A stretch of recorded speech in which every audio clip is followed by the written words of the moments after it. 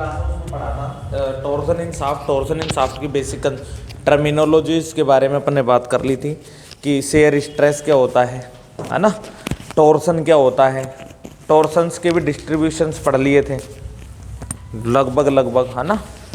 चलो,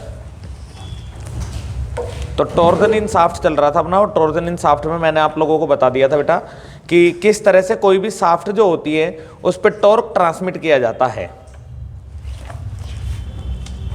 अब इसके थोड़े से आगे की जो टर्मिनोलॉजी है वो देखते हैं। शेयर स्ट्रेस डिस्ट्रीब्यूशन तक पढ़ा दिया था मैंने, है ना भाई। अब देखते हैं स्ट्रेन एनर्जी कितनी होती है जो कि किसी शाफ्ट के अंदर स्टोर की जाए। क्लियर है? पहले एक बार मेरे को ये बता दो बेटा, किधर से किधर तक दिख रहा है?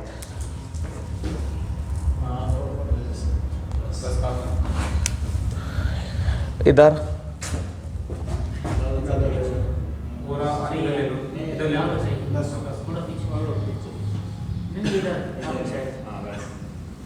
चलो, दिख रहा है ब्लैक?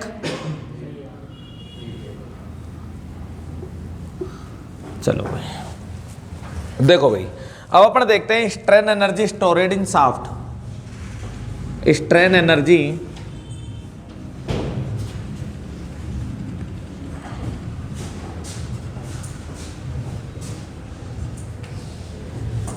स्टोर्ड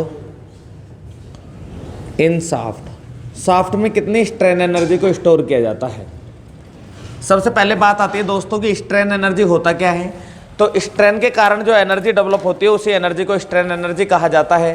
जैसे मैं आपसे कहूं कि कोई आपका ऑब्जेक्ट है, एक अलग से आपका टॉपिक दे रखा है बेटा स्ट्रेंथ ऑफ मटेरियल के अंदर, जिस टॉपिक का नाम है स्ट्रेन एनर्जी, और उस स्ट्रेन एनर्जी चैप्टर के अंदर क्या बताया जाता है कि कोई एक बार होती है, कोई एक छड़ होती है, और उस छड़ पर यदि मैं लोड लगाता हूँ, इस तरह से किसी छड़ को मैंने पकड़ रखा है और इस छड़ पर यदि मैं लोड लगाता हूँ तो मानो इस छड़ की लंबाई है आप लोगों की L, और इस पर आप लोग लोड लगा रहे हो P। तो बेटा जैसे इस छड़ पे अपन नीचे की तरफ लोड लगाते हैं तो इसकी लंबाई में कुछ एक्सपेंशन होता है, इसकी लंबाई जो है वो लोड के कारण थोड़ी सी बढ़ जाती है, और इसी लंबाई को नाम दिया जाता है डेल L। ये होती है आपकी डेल L। समझ गए बात को? अब ये डेल L क्या होती है? तो इसका मतलब है बेटा इलास्टिक लिमिट के अंदर यदि किसी ऑब्जेक्ट पर बल लगाए तो उसकी लंबाई में वृद्धि होती है। नाम सुना है इलास्टिसिटी प्रॉपर्टी का? जैसे स्प्रिंग है, स्प्रिंग को पकड़कर खींचते हैं, छोड़ते हैं तो वह अपनी मूल अवस्था में आ जाती है ना। स्प्रिंग है, स्प्रिंग को पकड़ के खींचो, छोड़ो, वापस ओरिजिनल पोजीशन में आ जाए, उसे बोलते हैं इलास्टिसिटी, यानी इलास्टिक लिमिट। क्लियर है? उस स्प्रिंग पे थोड़ा सा ज़्यादा लोड लगाओ और वह अपनी ओरिजिनल अवस्था में नहीं आए तो उसे बोलते हैं प्लास्टिसिटी।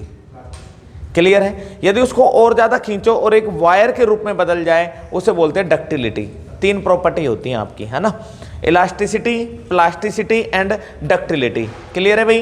तो तीनों प्रॉपर्टीज में क्या होता है, पहली जो प्रॉपर्टी है उसी से अपन में इसकी बार है, उस बार को समझते हैं। ये कोई लोहे की छड़ है, उस छड़ पर मैं नीचे की ओर लोड लगा रहा हूँ तो लोड लगाने के कारण इसमें डिफ्लेक्शन हो जाता है। क्लियर है? अब जैसे ही मैं इस लोड को हटाता हूँ यह वापस अपनी ओरिजिनल अवस्था में आ जाती है।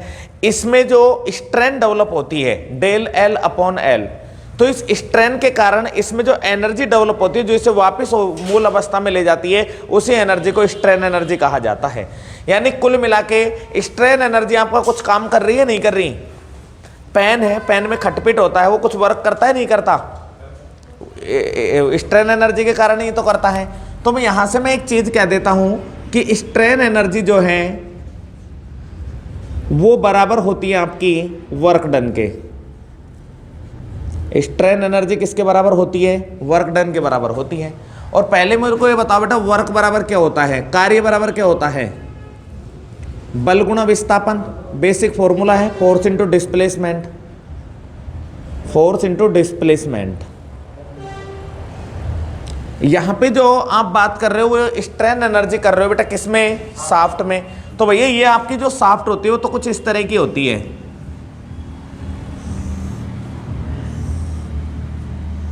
ये होती है भाई शाफ्ट तो आपकी। क्लियर है? अब इस शाफ्ट को जब आप रोटेट करते हो तो इसमें जो वर्क डन है ये वर्क डन किसके बराबर होता है? स्ट्रेन एनर्जी के। मैंने लिख दिया भाई वर्क डन किसके बराबर होता है, तो वर्क डन की जगह में स्ट्रेन एनर्जी शब्द को यूज ले सकता हूं। यहाँ पे फोर्स नहीं लगता, शाफ्ट जब आपकी रोटेट करती है तो इस पर जनरेट होता है टॉर्क। क्या जनरेट होता है? टॉर्क। इनटू डिस्प्लेसमेंट क्या होता है? डिस्प्लेसमेंट जो होता है वो इसमें आता है एंगल ऑफ ट्विस्ट की फॉर्म में, ये थीटा की फॉर्म में आता है, तो ये आता है ये। अब ये जो फोर्स होता है, ये फोर्स एक्चुअल फोर्स ना होके ये आता है आपका एवरेज फोर्स। कौन सा फोर्स आता है? Average force into displacement, average force into displacement. Clear है भाई? आप बात करो कि सर स्ट्रेन एनर्जी को किससे प्रदर्शित करते हैं? यू से। एवरेज फोर्स जो है, एवरेज क्या होता है भाई? स्टार्टिंग कंडीशन में टॉर्क कितना था? 0, फिर कितना लगा?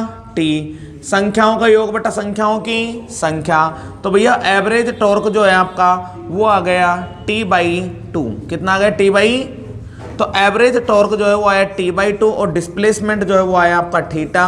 तो यहाँ से ये जो बेसिक फॉर्मूला बना है, इस फॉर्मूले से मैं एक नए फॉर्मूले का निर्माण करने जा रहा हूँ। क्लियर है? अब देखो भैया, चूंकि हम जानते हैं टॉर्सन इन शाफ्ट के अंदर एक इक्वेशन आती है, जिस इक्वेशन का नाम होता है टॉर्सन इक्वेशन, और टॉर्सन इक्वेशन कहती है TJ = tau R = G theta upon में L। ये एक इक्वेशन होती है जिसे टॉर्सन इक्वेशन कहते हैं। टॉर्सन इक्वेशन जो होती है TJ = टाउ R, ये वाला कंसेप्ट जो है, इस कंसेप्ट की अपन हेल्प लेते हैं। तो यहाँ से TJ = टाउ R होता है, तो T बराबर तो क्या हो जाएगा भाई? T हो जाएगा टाउ × J/R, समीकरण नंबर 2। क्लियर है भाई? दूसरा जो होता है, ये तो T का आ गया। अब अपन दूसरा देखते हैं यहाँ से कि थीटा बराबर क्या आएगा, तो tau upon R = J theta upon L। तो थीटा की जो वैल्यू आएगी वो आएगी tau × L upon R × G। ऐसे तो जाएगा भाई, क्रॉस मल्टीप्लाई कर दो वज्र गुणा, थीटा यहीं रह गया, टाउ × L R × G। तो ये हो गई समीकरण नंबर 3। समीकरण 1 में 2 व 3 का मान रखने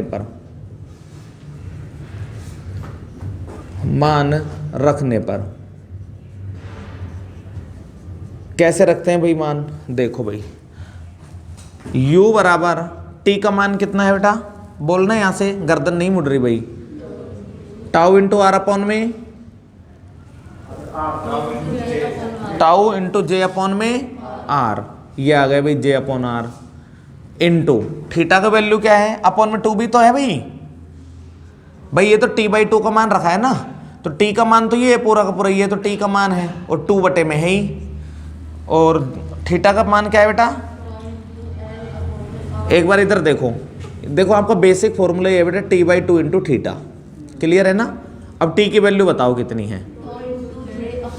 टाउ × J/R × 2। अब थीटा की वैल्यू बताओ, to × L R × J G। ये रहा भाई। क्लियर है? देखो भैया, इसमें कुछ मैच कर रहा हो तो आपका टाउ कितना आ रहा है?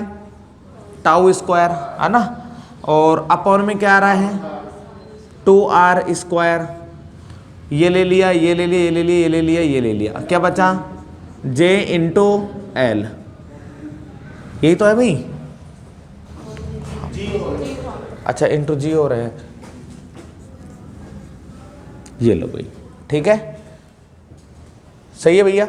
मुझे एक बात बताओ बेटा, J क्या है? J को आप जानते होगे, J आपका दोस्त लग रहा है मेरे को। इसे बोलते हैं polar movement of inertia. Polar movement of inertia की वैल्यू बताओ। पोलर मूवमेंट ऑफ इनर्शिया की वैल्यू बताओ। पाई D4 आएगा, 3 आएगा, अपॉन में 32, ये आएगा भाई। ठीक है बेटा, पोलर मूवमेंट ऑफ इनर्शिया लिखवाया था फॉर्मूला, वैल्यू पुट कर दो भैया। U बराबर टाउ² × पाई D4 अपॉन में 32 और टाउ 2 × R² × L अपॉन में G। मुझे एक बात बताओ भैया, ये पूरा तो पूरा क्या है तुम्हारा? वृत्त है, वृत्त की पूरा क्या होता है, व्यास। पूरा क्या होता है, व्यास को मैं क्या कर दूं, आधा। वह आधा तो ऐसे होता है, क्या बन जाती है, त्रिज्या। अगर त्रिज्या का स्क्वायर है तो ये क्या होगा भाई, डी स्क्वायर बाई 4 होगा, नहीं होगा, हो जाएगा। तो कर दो भाई इसको, tau square upon 2, R square की जगह क्या लिख सकता हूँ मैं, D square by 4 into pi d4 upon में 32 into L upon G, into L upon G. ये तो तुम्हारे टर्मिनोलॉजी। कुछ कट रहा है क्या, ऐसे कट जाता है ना 8 चौके 32, ठीक है भाई। डी स्क्वायर से 2 बच गए यहाँ पे, है ना। और कुछ कट रहा है क्या, नहीं कट रहा। चलो तो वैल्यू बताओ बेटा, क्या बची आप लोगों के पास, u बराबर tau square upon 2 into pi D का स्क्वायर, और क्या बच रहा है 8, 8 को ऐसे लिख दूंगा 4 दूनी 8 इंटू एल अपॉन जी। ये है भाई, क्लियर है ना, एल अपॉन जी। अब देखो भैया यहाँ पे क्या करना है आप लोगों को, है भाई u बराबर tau square upon 2 into 2 pi by 4 D square. कहीं देखा है क्या आपने, पाई बाई 4 डी स्क्वायर क्या होता है, पाई बाई 4 डी स्क्वायर क्या होता है बेटा, एरिया होता है, क्षेत्रफल। कैसे होता है देखो, कोई वृत्त होता है, वृत्त का क्षेत्रफल क्या होता है, पाई आर स्क्वायर। और मैंने आप लोगों को बताया बेटा आर बराबर क्या होता है, डी बाई 2, आर की जगह डी बाई 2 लिख दो का होल स्क्वायर। एरिया बराबर हो गया पाई डी स्क्वायर बाई 4। तो पाई बाई 4 डी स्क्वायर तो क्या होता है, एरिया होता है। तो यहाँ से इसको लिखो भैया, u बराबर tau square upon 4g into area into लंबाई। बेटा लंबाई गुणा चौड़ाई तो होता है क्षेत्रफल, लंबाई गुणा चौड़ाई गुणा ऊंचाई आयतन क्या होता है। तो ये हो गया tau square upon 4g into volume. ये फॉर्मूला याद रखना है, पूरा डेरिवेशन रख लो चाहे फॉर्मूला याद रख लो। यहाँ पर u का मतलब तो होता है स्ट्रेन एनर्जी, u का मतलब तो कौन सी एनर्जी है, g का मतलब होता है modulus of rigidity, rigidity. v का मतलब क्या होता है बेटा, वॉल्यूम, ठीक है। और कुछ थोड़ी बचा है। और टाउ का मतलब क्या होता है, शेयर स्ट्रेस, इसका मतलब होता है शेयर स्ट्रेस। ये फॉर्मूला सीधा सीधा पूछा जाता है बेटा, ये वाला strain energy stored in shaft, solid shaft के लिए ये है। अगर होलो साफ्ट आ जाए तो D square minus D square upon D square, formula है, मैं लिखा देता हूँ अभी। तो ये पूरी चीज समझ में आई नहीं आई भाई। 2 तरीके हैं आप लोगों के पास, या तो सीधा उस फॉर्मूला को इतना गंदे तरीके से रट लो कि भूल ही ना पाओ, ये डेरिवेशन की कोई जरूरत ही नहीं रहेगी, समझ गए। केवल आपसे फॉर्मूला पूछा जाता है strain energy store in shaft का फॉर्मूला क्या होता है कि साफ्ट में कितनी स्ट्रेन एनर्जी को स्टोर किया जाता है, तो tau square 4g upon volume. कर लोगे, उतारो उसको फटाफट उतारो। लास्ट वाला फॉर्मूला इंपॉर्टेंट है ना, क्योंकि स्ट्रेंथ ऑफ मटेरियल के अंदर फॉर्मूले इंपॉर्टेंट होते हैं भाई। यू का मतलब होता है स्ट्रेन एनर्जी, टाउ का मतलब होता है आप लोगों का शेयर स्ट्रेस, वी का मतलब होता है वॉल्यूम, जी का मतलब होता है modulus of rigidity, modulus of rigidity.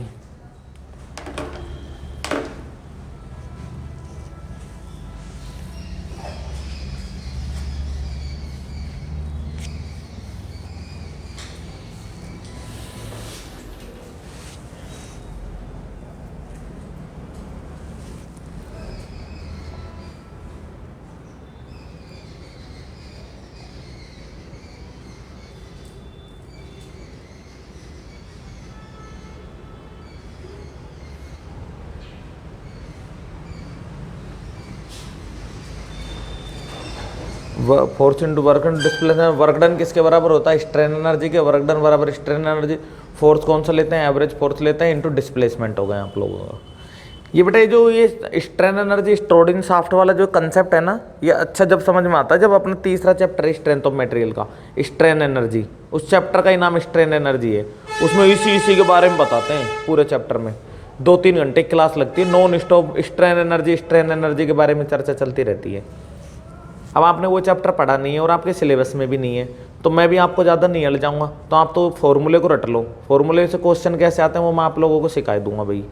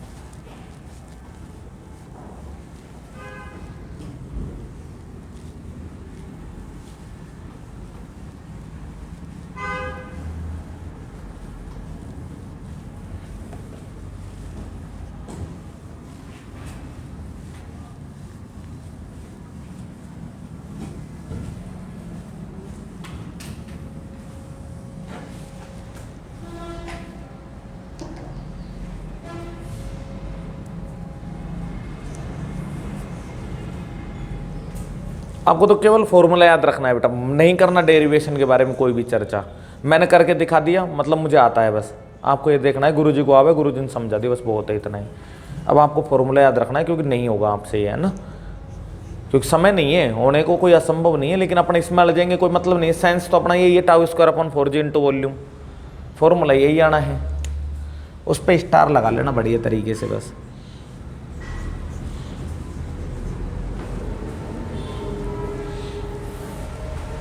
रख दे पूरा।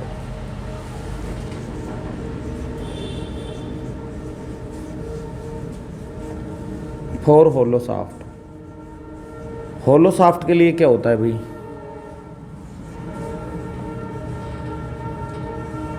Tau square 4g into volume D square minus D square upon D square.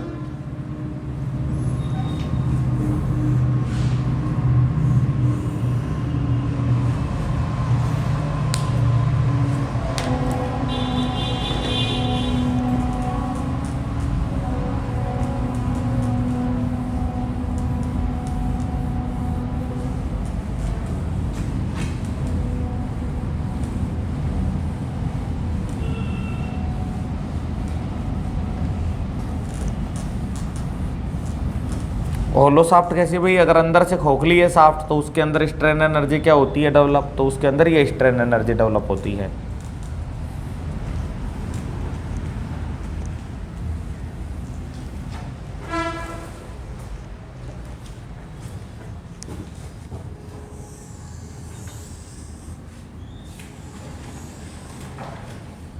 तो जो इंटरनल डायमीटर होता है ये तो होता है आपका स्मॉल डी, और एक्सटर्नल डायमीटर जो होता है ये होता है आपका कैपिटल डी। तो दो हो गए, एक तो इनर डायमीटर हो गया, दूसरा आउटर डायमीटर हो गया।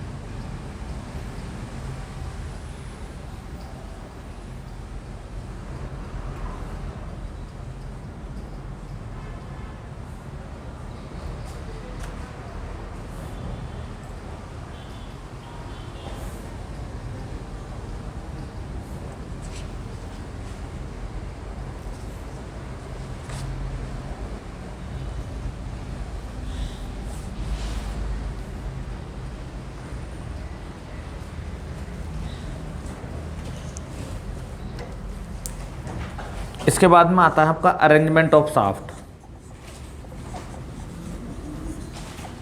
अरेंजमेंट ऑफ शाफ्ट, शाफ्ट को किस किस तरह से अरेंजमेंट किया जाता है। तो सबसे जो फेमस क्वेश्चन है वो आता है सीरीज कनेक्शन का, सीरीज कनेक्शन या सीरीज का अरेंजमेंट। सीरीज का मतलब क्या होता है भाई, जैसे ये शाफ्ट है आपकी और इसी के साथ में दूसरी शाफ्ट जुड़ी हुई है सीरीज में ही, तो इस अरेंजमेंट को बोलते हैं सीरीज अरेंजमेंट। और ये इसके साथ ऐसे जुड़ गए, ठीक है भाई। अब इसमें जो भी होगा, इस शाफ्ट के अंदर क्या होता है, जितना टॉर्क पहली शाफ्ट में जनरेट होगा, जितनी तेज ये घूमेगी उतनी तेज ये घूमेगी भाई, हाँ या ना, एक ही उसमें लग रही है। तो T1 जो है वो बराबर रहता है T2 के। T का मतलब क्या होता है भाई, टॉर्क। टॉर्क T1 बराबर T2 के होता है। लेकिन एंगल ऑफ ट्विस्ट क्या होता है, angle of twist, angle of twist theta, ये दोनों शाफ्ट के योग के बराबर होता है प्लस थीटा 2। क्यों, क्योंकि इसका एंगल ऑफ ट्विस्ट कम रहेगा क्योंकि शाफ्ट छोटी है, एंगल कम ही तो बनेगा भाई यहाँ से यहाँ तक का, और इसका एंगल ऑफ ट्विस्ट ज़्यादा बनेगा। क्लियर है ना भाई। तो दोनों का जो भी एंगल ऑफ ट्विस्ट बनता है उनको अपन जोड़ लेंगे, फाइनल एंगल ऑफ ट्विस्ट निकल के आ जाएगा भाई। शाफ्ट को जब सीरीज में जोड़ते हैं तो एक शाफ्ट के साथ दूसरी जोड़ दो, दूसरे के साथ तीसरी जोड़ दो, लेकिन उस कंडीशन में क्या होता है कि जितनी स्पीड पर ये शाफ्ट घूमेगी उतनी पर ये घूमेगी, क्योंकि सीरीज में जोड़ा है तो एक से दूसरी शाफ्ट ही तो चल रही है। तो जब सीरीज में शाफ्ट को घुमाते हैं तो शाफ्ट की स्पीड जो है वो सेम रहती है, यानी टॉर्क हमेशा सेम ट्रांसमिट करती है, लेकिन एंगल ऑफ ट्विस्ट जुड़ जाता है। ठीक है भाई, ये खेल रहता है। तो आप तो ये एंगल ऑफ ट्विस्ट वाला जो फॉर्मूला है वो सॉरी टाउ स्क्वायर 4g/v वाला जो फॉर्मूला है, एक तो इस फॉर्मूले को ढंग से देख लें।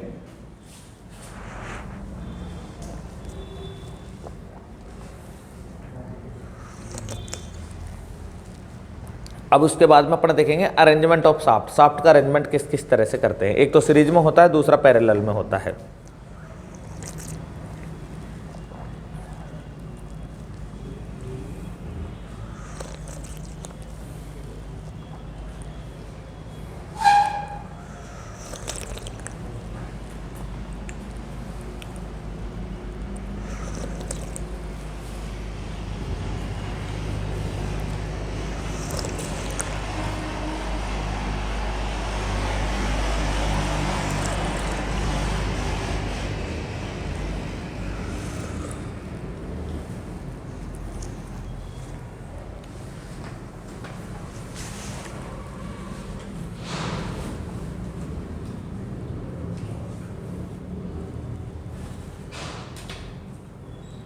क्वेश्चन सेट आएगा तेरे पास क्या, ये मैंने दिए थे सोम वाले, नहीं पहले दिया था ना सोम उस दिन।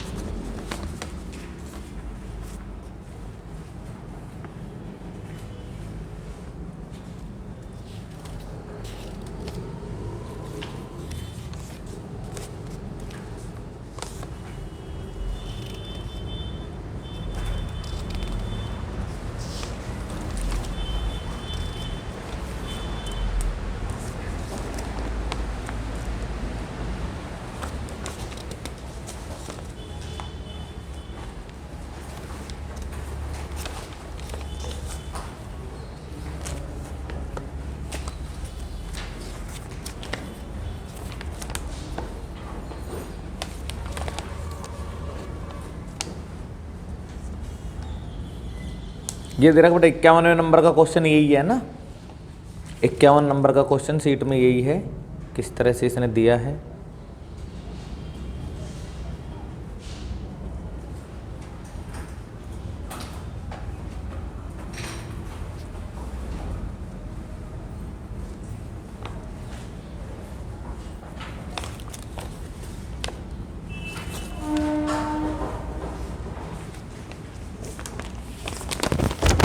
ठीक है भैया, पहला अरेंजमेंट मैंने आप लोगों को बताया सीरीज का, समझ गए भाई। सीरीज का जो कनेक्शन होता है इसमें टॉर्क तो होता है इक्वल, तथा एंगल ऑफ ट्विस्ट जो होता है सम ऑफ दोनों तीनों जितना भी है, sum of other angle of twist है ना, तो सभी एंगल ऑफ ट्विस्ट के योग के बराबर होता है, तथा टॉर्क जो होता है वो क्या होता है, इक्वल होता है। क्लियर है, नोट लगा के लिख लो भाई। हाँ बेटा, इसमें क्या हुआ देखो, समझो इस बात को। सीरीज के कनेक्शन में क्या होता है कि एक शाफ्ट पर दूसरी शाफ्ट लगी हुई है, शाफ्ट पे लगी हुई है तो जितनी स्पीड पे शाफ्ट घूमेगी उतनी पे ये घूमेगी, तो सेम स्पीड पर घूमती है, तो एंगल ऑफ जो टॉर्क है यानी जो रोटेशन है वो सेम रहेगा। रोटेशन जितना इतना इसका है उतना इसका है। सपोज करो भाई इसका रोटेशन है आपका T1 और इसका कितना है T2, तो T1 बराबर किसके रहेगा, T2 के, और एंगल ऑफ ट्विस्ट क्या रहेगा, योग के बराबर रहेगा। क्लियर है, नीचे लिखो भैया, सीरीज कनेक्शन में एंगल ऑफ सीरीज कनेक्शन में टॉर्क सभी शाफ्टों का बराबर होता है। सीरीज कनेक्शन में टॉर्क सभी शाफ्टों का बराबर होता है, तथा एंगल ऑफ ट्विस्ट सभी के योग के बराबर होता है, तथा एंगल ऑफ ट्विस्ट सभी के योग के बराबर होता है। एंगल ऑफ ट्विस्ट जो होता है वो सभी के योग के बराबर होता है, एंगल ऑफ ट्विस्ट सभी के योग के बराबर होता है। ये तो हो गया आपका सीरीज का कनेक्शन। क्लियर है भाई, किसका कनेक्शन है, सीरीज का। अब यदि मैं पैरेलल कनेक्शन की बात करूं तो पैरेलल क्या, इसका जस्ट अपोजिट हो जाता है, बस इतना से याद रख लेना। पैरेलल जो कनेक्शन है वो इसका जस्ट क्या होता है, उल्टा होता है, अपोजिट होता है। और अपोजिट का मतलब क्या है भाई, हाँ क्यों बराबर हो जाएगा। अब देखो सेकंड है for parallel connection, parallel connection में क्या होता है, पैरेलल कनेक्शन में कुछ नहीं होता बेटा, जो टॉर्क है T वो सभी के योग के बराबर होता है, और एंगल ऑफ ट्विस्ट जो होता है,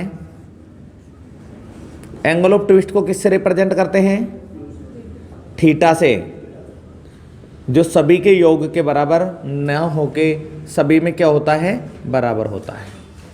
क्लियर है भाई।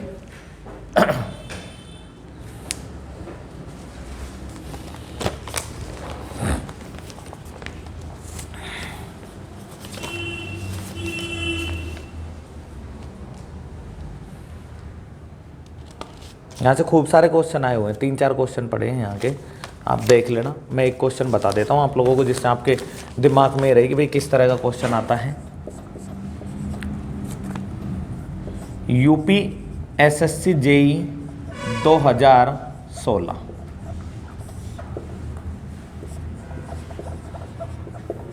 Torsion in parallel shaft.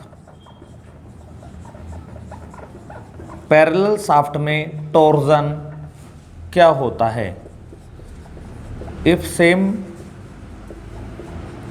Torque act on each.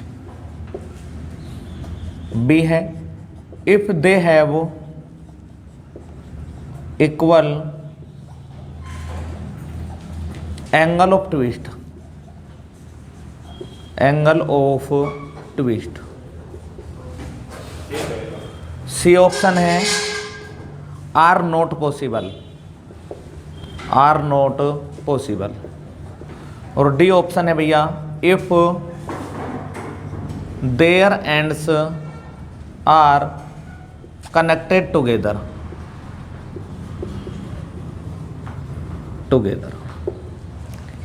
Torsion in parallel shaft. Parallel shaft जो है उसमें टॉर्क जो है वो सभी में समान रहता है क्या, if same torque act on each, सभी में टॉर्क सेम रहता है, नहीं रहता यार। दे have equal angle of twist, angle of twist same रहता है क्या, हाँ, तो आंसर क्या आएगा, बी आएगा। समझ गए भाई, इस तरह से क्वेश्चन पूछता है।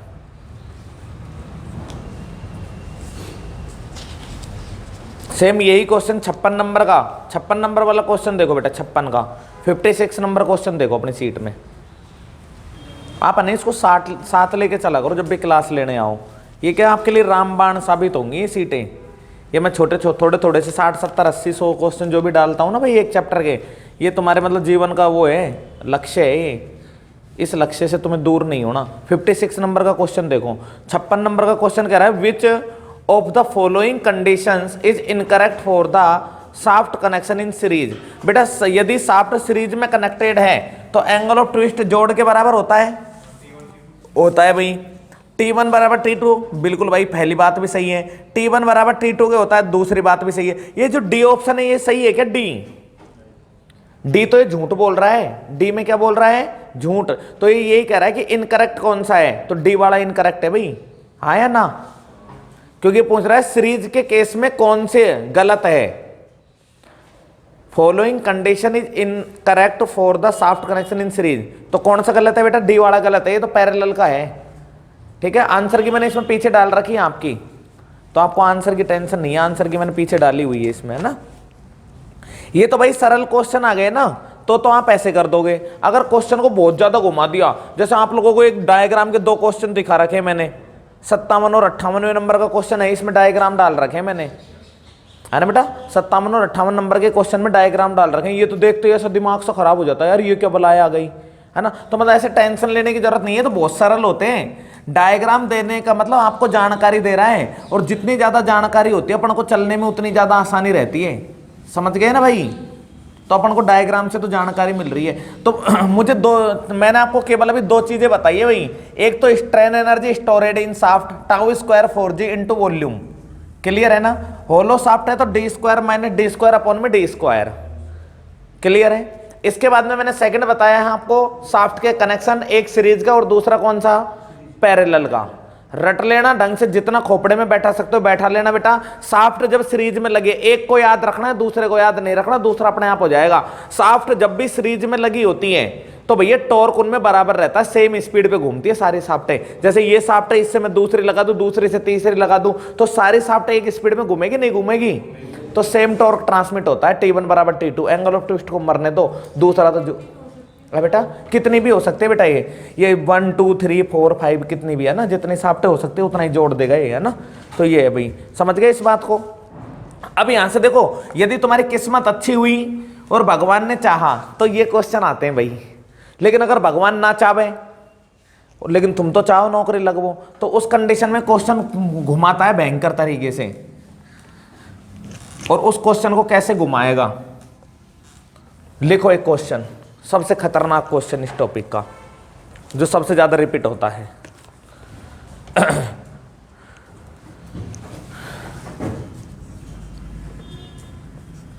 θ1 व θ2 का रिलेशन ज्ञात करो। रिलेशन का मतलब संबंध। θ1 व θ2 का रिलेशन ज्ञात करो जब चित्र में दिए अनुसार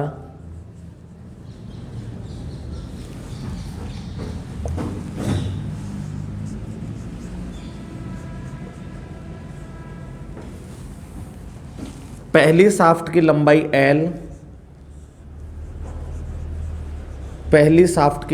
L तथा डायमीटर पहली शाफ्ट की लंबाई L व डायमीटर 2D है तथा दूसरी शाफ्ट की लंबाई 2L व डायमीटर 2D है। ये क्वेश्चन आता है भाई। अब आप क्या होगे, सर चित्र में दिखाया ना, सर चित्र तो दिखाओ हमको। लो भाई, है भाई, ले भाई डी कर दिया। अब खुश है? पहली का डायमीटर 2D है और दूसरी का D है बेटा।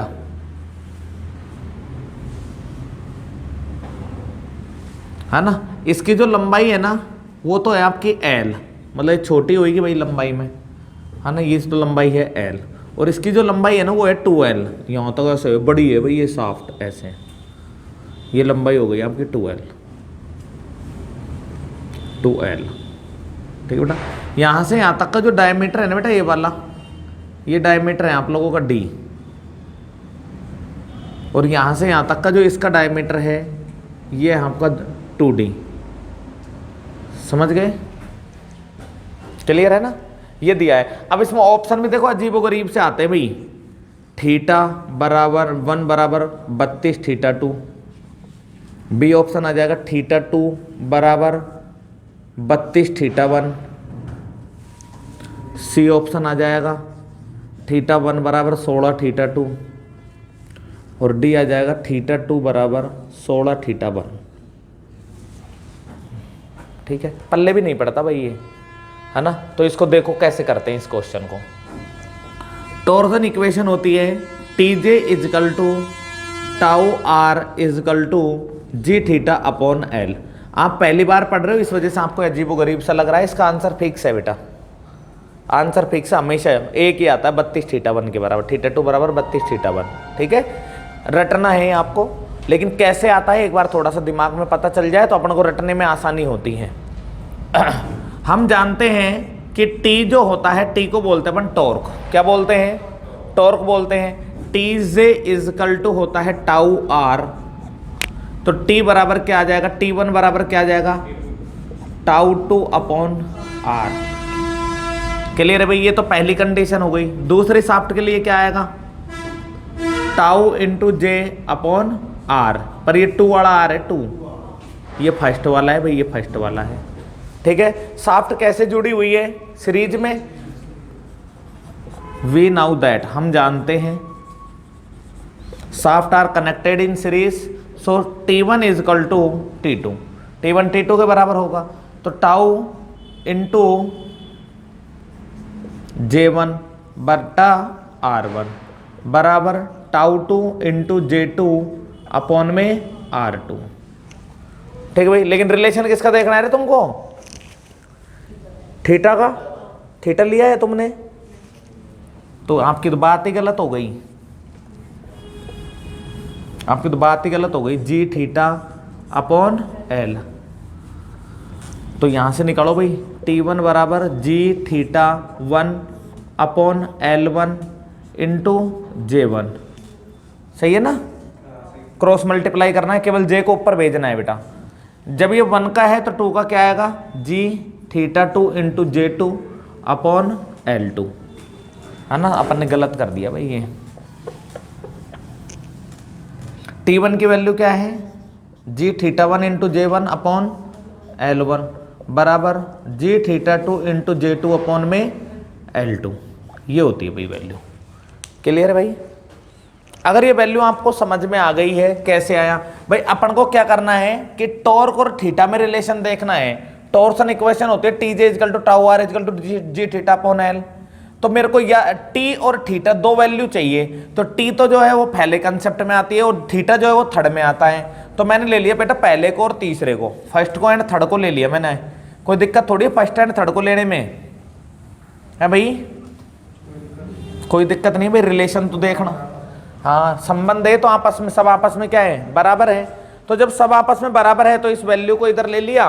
तो अब मुझे एक बात बताओ बेटा, आप लोगों ने लिखा है G into theta 1 into J1 upon में L1 बराबर G into theta 2 into J2 upon में L2। देखो भैया, जी की वैल्यू आप लोगों को नहीं पता, थीटा की वैल्यू आप लोगों को नहीं पता, लेकिन जे जो है ना, जे तो आप लोग जानते हो। जे क्या होता है? जे का मतलब होता है पोलर मूवमेंट ऑफ एनर्जी है। क्या होता है? और पोलर मूवमेंट ऑफ एनर्जी की वैल्यू क्या होती है? पाई डी 4 अपॉन में 32 होता है। ठीक है भाई, तो यहां से जी इंटू थीटा 1 इंटू J1 की वैल्यू क्या आ गई बेटा? पाई डी 4 अपॉन 32 इंटू L1 बराबर जी इंटू थीटा 2, J2 की वैल्यू क्या आएगी? पाई डी 4 अपॉन L2 इंटू 32। अब ध्यान से सुनो बेटा मेरी बात को। यहां पर जो लंबाई है L, इसको पहली शाफ्ट मानोगे, दूसरी मानोगे, जो तुम्हारा मन करे। फर्स्ट मान लेते हैं, इसको फर्स्ट मान लिया, इसको क्या मान लेते हैं, सेकंड। ठीक है, तो यदि ये फर्स्ट शाफ्ट है तो यहाँ पर जो D है वो बराबर है 2D के, और L बराबर किसके है, L1 बराबर किसके है, L के। हाँ या ना। ये जो सेकंड शाफ्ट है तो इसमें जो D है वो किसके, D2 बराबर किसके है, D के, और भैया L किसके, L2 किसके बराबर है, 2L के। तो जहां पर आपको D दिख रहा है उस D की जगह तो क्या लिख दो, 2D की पावर 4 अपॉन में 32, और L की, L1 की जगह L बराबर G इंटू θ2 पाई। D की जगह क्या लिखना है बेटा, D लिखना है, और L की जगह क्या लिखना है, 2L इंटू 32। क्लियर है। 32 से 32 कट गया, G से G कट गया, पाई से पाई कट गया। θ1 गुणा 2 दूनी 4 दूनी 8 दूनी 16 D4 अपॉन में L बराबर θ2 into D4 upon 2L। L से क्या कट गया, L कट गया, D4 से D4 कट गया, θ2 यहां पर बचा θ1 गुणा 16 θ2 अपॉन 2, क्रॉस मल्टीप्लाई कर दो, L तो कट गया ना, 2L में से एक L से एक L कट गया, 2 बच गया, L से L कट गया, 2 बच गया ना, 2 मल्टीप्लाई में सीधा। तो यहां से θ2 ये क्रॉस मल्टीप्लाई कर दिया तो θ1 गुणा 16 इंटू 2। क्लियर है। तो यहां से जो वैल्यू आई आप लोगों की कि θ2 जो है वो बराबर होता है 32 θ1 के। ये बेटा ये टर्म्स हैं, ये आपको याद रखनी होती है। क्लियर है, ये आपको याद रखनी होती है। θ2 जो है वो 32 θ1 के बराबर होता है। लेकिन ये जो ऑप्शन जैसे मैंने दिए हैं ना भाई, ऐसे ऑप्शन नहीं आते, या तो ऐसे आते हैं तुम्हारे 8 θ2 16 और यहाँ दे दिया तुम्हारा 20, जो मतलब क्या कन्फ्यूजन का डर नहीं रहता आप लोगों को, ऐसे आते हैं। तो आप सीधा देख लेना 32 किस में है, θ2 बराबर रहेगा 32 θ1 के।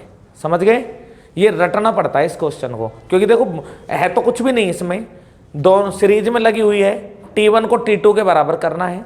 लेना क्या है, T और θ वाला कंसेप्ट, बीच वाले को नहीं लेना है क्योंकि आपस में सब बराबर है। 2 को बराबर कर दो, यहां से आपने T टॉर्क की वैल्यू निकाल ली, टॉर्क की वैल्यू निकाल ली तो बस टॉर्क का फॉर्मूला टॉर्क का फॉर्मूले के बराबर रख दिया। J का मान रखना है, D का रखना है, L का रखना है, वैल्यू आपकी फाइनली आ जाएगी।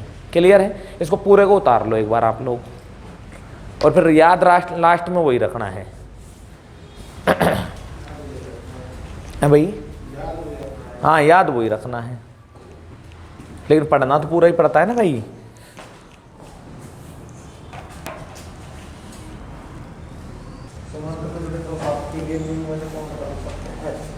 बताओ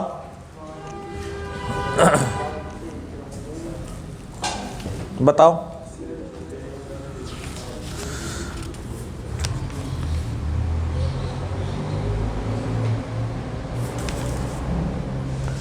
त्रेसठ वाला क्वेश्चन बेटा, 2 शाफ्ट है, पैरेलल में कनेक्ट है। अगर कोई शाफ्ट पैरेलल में कनेक्ट होती है तो उसमें देखो बेटा, पहले है ना दिमाग में थोड़ा सा याद कर लिया करो। पैरेलल में है तो T जो है ना वो बराबर रहेगा T1 प्लस T2 के, और थीटा जो है वो सभी में क्या रहेगा, बराबर रहेगा। अब देखो भाई ऐसा कौन सा एंगल मिल रहा है, कौन सा, सी ऑप्शन कहना चाह रहा है आप लोगों से 63 में, angle of twist each shaft is same. सभी शाफ्ट का एंगल ऑफ ट्विस्ट क्या होता है, सेम होता है। आ गया आंसर, है ना, बड़ा आसान है, कठिन या आसान है भाई, कठिन है बेटा, नहीं, यहाँ पे जितना कठिन लगवण है लग लो, यहाँ पे गलती करोगे ना तो कोई गलती नहीं है, कोई मतलब कोई नहीं देख रहा आप लोगों को, लेकिन एग्जाम में आप लोगों ने गलती कर दी ना सारी दुनिया देखेगी और हंसेगी, और हो ये सवाल नहीं हुए इनसे, या तो किसी को बताना ही मत, है ना। तो ये जो सीट है ना, ये मतलब मैंने एक अच्छे टॉप लेवल तक के सारे क्वेश्चन डाल दिए इसके अंदर, तो आपको दिक्कत तो मेरे हिसाब से तो आनी नहीं चाहिए। एक ये भी रहता है बेटा कि जब तक टीचर सामने खड़ा रहता है ना तो एक बच्चे को लगता है कि हाँ भाई कॉन्फिडेंस आता है, तभी तो मैं आप लोगों से कहता हूँ कोशिश करो आप लोग। अब मैंने जो 2 डायग्राम वाले क्वेश्चन छोड़े हैं ना, ये आप कोशिश करना, कल मैं इनको करवा दूंगा, है ना। मैं अगर करवाऊंगा तो 2 मिनट का काम है, मेरे को तो क्या करना है भाई, θ1 और θ2 को जोड़ के तो लिखना है भाई, यही TJ tau R G theta पोल एल। अब यहां से उसमें सवाल में क्या है, θ1 बराबर क्या आ जाएगा, T1 इंटू L1 इन अपॉन G अपॉन ये J1, ये है बस। दोनों में ये करना है, दोनों थीटाओं को मेरे को जोड़ के आंसर निकालना है। मुझे तो 2 मिनट लगेगी, लेकिन मैं नहीं चाहता 2 मिनट में करना, आप इसको 10 मिनट में करो, मैं ये चाहता हूं।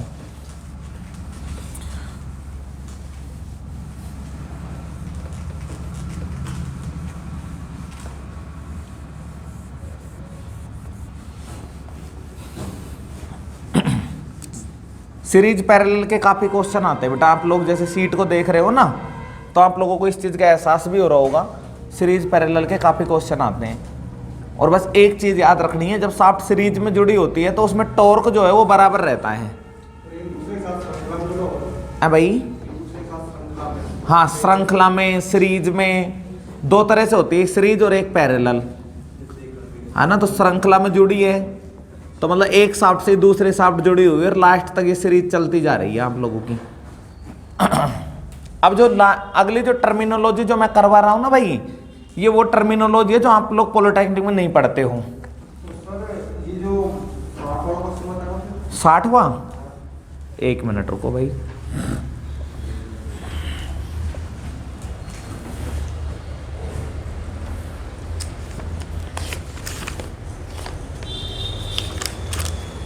साठवां क्वेश्चन दे रखा है, ट्रू सीरीज में। देखो भाई, सीरीज में क्या खेल होता है, सीरीज में होता है T1, T बराबर होता है T1 प्लस T1 T2, ये होता है।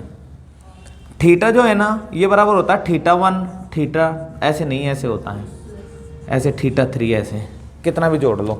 अब पहला देखो भाई, पहला ये कह रहा है कि following statement which of the following condition is true for shaft connected in series. आ गए समझ में, कौन सा आएगा आंसर? ना ना ना ना ना ना, सीरीज का मतलब श्रृंखला है ना, और पैरेलल का मतलब होता है समांतर, श्रेणी क्रम और समांतर। जो अपने इलेक्ट्रिसिटी में पढ़ते थे ना, विद्युत धारा में, ऐसे एक रजिस्टेंस दूसरे रजिस्टेंस से जुड़ा हुआ है तो इसको तो सीरीज बोलते हैं। ये भी यहाँ पे भी यही है भाई, एक शाफ्ट दूसरे शाफ्ट से जुड़ी हुई। बस एक को याद रख लो, औरों को मत रखो, सीरीज को याद रख लो और सब क्लियर हो जाएगा। दोनों को याद करोगे ना तो कंफ्यूज हो जाओगे, एग्जाम में ध्यान रखना इस बात को। आप केवल सीरीज को ध्यान रखो, सीरीज का ध्यान रख लेना। सीरीज में टॉर्क बराबर होता है, यहाँ सीरीज में रजिस्टेंस बराबर होते हैं। यहाँ पे जो विद्युत धारा आई का मान है वो बराबर रहता है, आर जो प्रतिरोध है वो ऐसे रहता है। यहाँ पे क्या होता है, थीटा बराबर θ1 θ2 ऐसे होता है। इसमें टॉर्क बराबर होता है, इसमें धारा आई का मान बराबर होता है। हाँ, जस्ट इसका उल्टा, जस्ट इसका उल्टा समांतर। ठीक है भाई, भगवान ने चाहा तो एक क्वेश्चन तुम्हें मिल जाएगा, चाहे हो सके भाई न्यूमेरिकल ऐसा मिले बड़ा, या हो सकता है ऐसा मिले, वो तुम्हारी किस्मत के ऊपर है। जनरली बच्चा ये वाला है ना, इसको भी गलत कर आता है, क्योंकि दिमाग में कंसेप्ट जब तक क्लियर नहीं है ना, जब तक पार नहीं पड़े। कितने तरह के क्वेश्चन बन सकते हैं वो सारे मैंने आप लोगों को बता दिए भाई, इसके सीट में आप लोग देख लेना, है ना।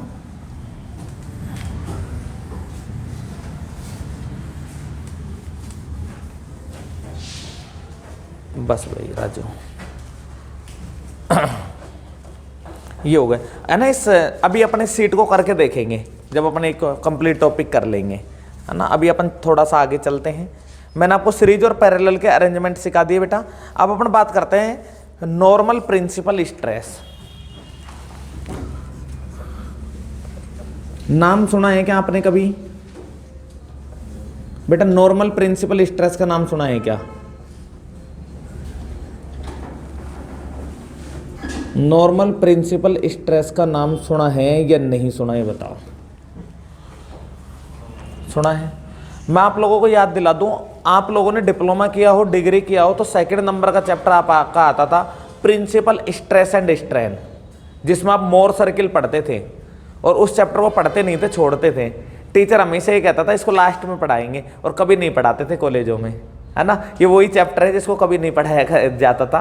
तो उसमें फॉर्मूला आता है नॉर्मल स्ट्रेस का। नॉर्मल प्रिंसिपल स्ट्रेस का जो फॉर्मूला होता है ये होता है बेटा normal tau x plus tau y sigma x plus sigma y by 2 plus minus sigma x minus sigma y by 2 का whole square plus tau x y का होल स्क्वायर। देखो भाई ये फॉर्मूला आप लोगों ने देखा है क्या आपकी पूरी लाइफ में? अगर देखा है फिर तो पार पड़ जाएगी, और नहीं देखा ना फिर भी पार पड़ेगी। देखा है? ये आपका प्रिंसिपल स्ट्रेस का फॉर्मूला होता है, by axial state of stress का। मरने दो, नहीं देखा तो कोई दिक्कत नहीं। अपन जो साफ्ट है ना बेटा, साफ्ट अपन जब घुमाते हैं तो साफ्ट अपने कितनी डायरेक्शन में मोशन करती है? पूरी घूमती है, यानी एक मोशन हो गया रिवोल्यूशन। दूसरा ऐसे भी चलती है कि साफ्ट, जैसे इसमें बेरिंग में लगी हुई है, बेरिंग में से हट जाए फिर घुस जाए, ऐसे नहीं चलती। चलो साफ्ट ऐसे होती है कि बेरिंग में से हट गई, ऊपर नीचे ऐसे मोशन करती हो, नहीं करती, केवल एक ही मोशन करती है, ये वाला। साफ्ट का केवल एक डायरेक्शन में मोशन होता है, चाहे वो एक्स डायरेक्शन मान लो या वाई डायरेक्शन मान लो या तुम्हारी सर्कुलर डायरेक्शन मान लो। टोटल तीन डायरेक्शन में मोशन हो सकता है, जिसमें से ये मोशन भी नहीं होता और ये मोशन भी नहीं होता, केवल एक ही मोशन होता है, ये वाला। क्लियर है ना भाई? अगर एक मोशन है तो मैं कह दूं भाई एक्स डायरेक्शन में मोशन होता है, वाई डायरेक्शन का जो मोशन है वो नहीं होता, यानी जीरो होता है वाई डायरेक्शन में। क्लियर है? तो यहां से जो नॉर्मल स्ट्रेस है वो आ जाती है सिग्मा एक्स प्लस 0/2, है ना, plus minus sigma x minus 0/2 का whole square plus tau x का होल स्क्वायर। एक्स लगाओ मत लगाओ, एक ही डायरेक्शन में हो रहा है। तो नॉर्मल स्ट्रेस जो है वो आई sigma x/2 plus minus sigma x/2 का होल स्क्वायर प्लस टाउ का होल स्क्वायर, ये आता है बेटा। और इसी फॉर्मूले से अब अपन इसके आगे का जो टॉर्सन या ट्विस्टिंग मोमेंट्स दोनों का जो कंबाइंड है उन कंबाइंड्स को पढ़ेंगे। ठीक है भाई? अब यहां से मुझे एक बात बताओ बेटा कि ये फॉर्मूले में जब प्लस आएगा, ये तो भाई बेसिक फॉर्मूला है नॉर्मल प्रिंसिपल स्ट्रेस का। इस नॉर्मल से दो बीमारियां पैदा होती हैं, एक होती है major principal stress, major principal stress, और दूसरी होती है minor principal stress, minor principal stress, major and minor. Clear है भाई? अगर मेजर प्रिंसिपल स्ट्रेस की बात करूं तो सिग्मा/2 प्लस सिग्मा/2 का होल स्क्वायर प्लस टाउ का होल स्क्वायर, और माइनर की बात करूं तो सिग्मा/2 माइनस सिग्मा/2 का होल स्क्वायर प्लस टाउ का होल स्क्वायर, ये आ गया भाई। यानी प्लस और माइनस का खेल होता है। क्लियर है? आपसे यदि मेजर पूछे तो यहां पर चिन्ह प्लस ले लेना, माइनर पूछे तो ये ले लेना। और एक और आता है बेटा तीसरा फॉर्मूला यहां से शेयर स्ट्रेस का। ये तो नॉर्मल स्ट्रेस है, मेजर प्रिंसिपल कौन सी वाली है? नॉर्मल वाली। यदि कभी आपसे शेयर स्ट्रेस पूछ ले तो शेयर स्ट्रेस का क्या होता है?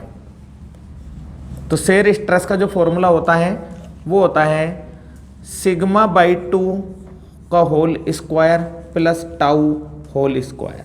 ये समझ गए भैया? यानी कुल मिला के नॉर्मल स्ट्रेस होता है sigma x plus sigma y/2 plus minus sigma x minus sigma y/2 plus tau x y का होल स्क्वायर का अंडर रूट। इसमें दो कंसेप्ट है, एक्स और बाई डायरेक्शन। साफ्ट केवल एक डायरेक्शन में मोशन करते हैं, एक डायरेक्शन को कंसिडर कर लो। वो एक डायरेक्शन भी आगे भविष्य में जाके बेंडिंग स्ट्रेस के नाम से फेमस होगी। अपन उसी बेंडिंग स्ट्रेस के लिए मैंने एक डायरेक्शन को कंसिडर किया, दूसरी डायरेक्शन को नेगलेक्ट कर लिया, क्योंकि साफ्ट केवल एक डायरेक्शन में मोशन करती है। अब एक डायरेक्शन में मोशन के एक को जीरो कर दिया और बेसिक फॉर्मूला आ गया नॉर्मल स्ट्रेस का सिग्मा x/2 प्लस माइनस सिग्मा/2 प्लस टाउ का होल स्क्वायर अंडर रूट। ये था। इसका मेजर निकालना है तो प्लस ले लो, माइनर निकालना है तो माइनस ले लो। और यदि आपको बेटा शेयर निकालना है तो इसको खा जाओ, इसको खा जाओ। ये कौन सी स्ट्रेस आ गई? शेयर स्ट्रेस आ गई। क्लियर है? अब इसमें अपन कंबाइंड बेंडिंग एंड ट्विस्टिंग निकालेंगे। कंबाइंड बेंडिंग एंड ट्विस्टिंग कैसे निकलता है? बेंडिंग के लिए बेंडिंग इक्वेशन पढ़नी है और ट्विस्टिंग के लिए ट्विस्टिंग इक्वेशन पढ़नी है। दोनों इक्वेशनों को पढ़ के दोनों वैल्यूओं का इक्वेशंस की वैल्यू पुट करनी है और फाइनल वैल्यू निकालनी है। Combined bending and torsion effect, combined bending and torsion. एक बार ये फॉर्मूलों को देख लो भाई, हो सके याद हो जाए आप लोगों के यहीं पे है भाई। नहीं लिखना तो है ही बाद में, एक बार इनको देख लो। फाइनल जो निष्कर्ष निकलेगा ना, वो निष्कर्ष मैं आपको बता दूंगा बेटा। 3 फॉर्मूले लिखाऊंगा लास्ट में, निष्कर्ष तो आपको मैं दे दूंगा, आंसर तो उसकी चिंता मत करो आप लोग। आप तो एक बार इन फॉर्मूलों को देख लो हल्का सा।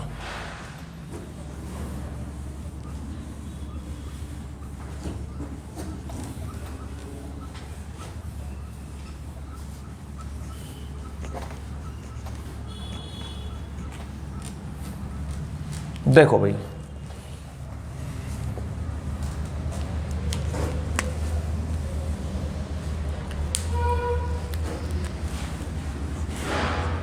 निकालते हैं combined bending and torsion, bending and torsion. भैया बेंडिंग और टॉर्शन दोनों को कैलकुलेट करना है, ठीक है। कैसे करना है पहले तो मुझे एक बात बताओ, बेंडिंग इक्वेशन पता है क्या आप लोगों को? क्या होता है बेटा, बोलो, हो सकता है सही हो।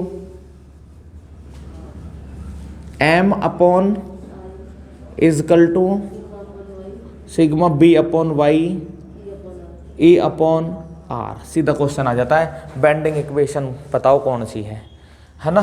यहाँ पे m का मतलब होता है मूवमेंट। कौन सा मूवमेंट है भाई? बेंडिंग मूवमेंट होता है ना, बेंडिंग मूवमेंट होता है भाई, ये मैडम कह रहे हैं बेंडिंग मूवमेंट होता है। आई का मतलब क्या होता है? मोमेंट ऑफ एनर्सिया होता है, moment of inertia. Sigma B का मतलब क्या होता है? बी का मतलब होता है बेटा बेंडिंग, और सिग्मा का मतलब होता है स्ट्रेस, बेंडिंग स्ट्रेस। वाई का मतलब होता है distance between top and bottom fibre to neutral axis. जैसे कोई सर्कुलर सेक्शन है बेटा, सर्कुलर सेक्शन में न्यूट्रल एक्सेस होता है इसका सेंटर, ठीक है। न्यूट्रल एक्सेस से टॉप फाइबर तक की दूरी या न्यूट्रल एक्सेस से बॉटम फाइबर तक की दूरी, इसे बोलते हैं वाई। तो इसको इंग्लिश में लिख देता हूं, डिस्टेंस बिटवीन टॉप और बॉटम, टॉप ले लो या बॉटम फाइबर ले लो, टू न्यूट्रल एक्सेस। ई का मतलब होता है बेटा यंग मॉडुलस। कौन सा मॉडुलस? प्रत्यास्था गुणांक, जो आप लोगों ने कॉलेज में पढ़ा होगा। आर का मतलब होता है radius of curvature, radius of curvature, ठीक है भाई। ये बेसिक टर्मिनल पढ़नी पड़ेगी भैया, डायरेक्ट पढ़ा रहा हूँ। एक अलग से चैप्टर होता है बेंडिंग स्ट्रेस भी। ये जो साफ्ट है कॉकटेल है काफी सारा टॉपिक्स का। अब इसके बाद में ये तो हो गई आपकी बेंडिंग इक्वेशन। एक होती है बेटा टॉर्सन इक्वेशन। आप तो ऐसे लिख लेना पैरेलल में, क्योंकि मेरे पास क्या इधर जगह नहीं है फिर, है ना। बी नाउ दैट, हम जानते हैं, क्या जानते हो? Torsion equation. अरे ये तो मैंने लिखा दी टॉर्सन इक्वेशन, तो लिखा दी ना। T J is equal to G theta upon L. यहां पे पूछ लेता है कई बार question, T J is equal to tau R is equal to G theta upon L. सीट में डाल रखा है मैंने पहला दूसरा क्वेश्चन। इसमें जी क्या है? क्या है? मॉडुलस ऑफ रिजिडिटी या शेयर मॉडुलस। क्लियर है ना भैया? मॉडुलस ऑफ रिजिडिटी बोल दो या शेयर मॉडुलस बोल दो। क्लियर? एक बार इसको लिख लो बेटा, जगह नहीं बची इसमें, फिर मैं कराता हूं इसको आगे। एक बार इसको आप लोग लिखो, फिर अपन आगे बढ़ते हैं। ओपी पूरा लिखना है भैया ना। हाँ,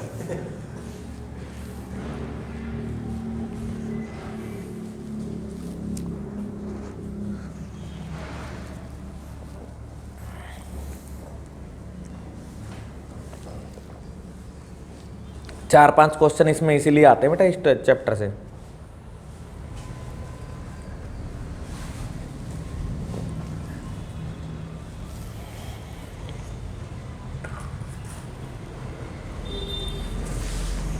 नॉर्मल प्रिंसिपल स्ट्रेस का फॉर्मूला है नॉर्मल से, मैंने कभी शाफ्ट जो है वो दो डायरेक्शन में से एक डायरेक्शन में घूमती है, कोई भी एक डायरेक्शन कंसिडर कर लो, उस डायरेक्शन में मैंने शाफ्ट को घुमा दिया। अब इसमें मेजर और माइनर दो प्रिंसिपल स्ट्रेस निकाल दी और एक निकाल दी शेयर स्ट्रेस।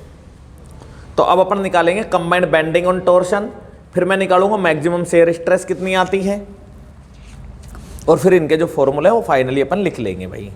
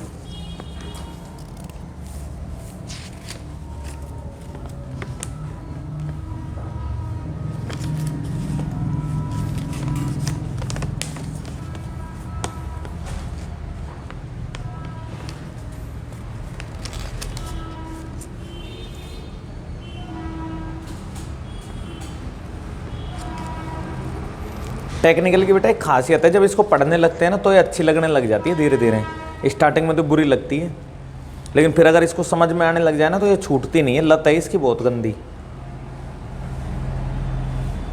तो आप इसको आदत डाल लो अपने आप को भाई, है ना। ये लत आपको जीवन बना देगी, लत आपकी।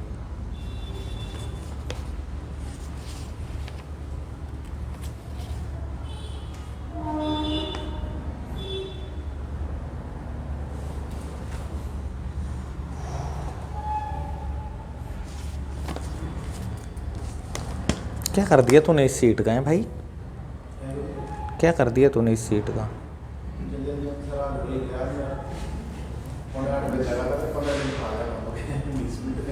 बिना नहाए आ जाया करता, कोई दिक्कत थोड़ी है।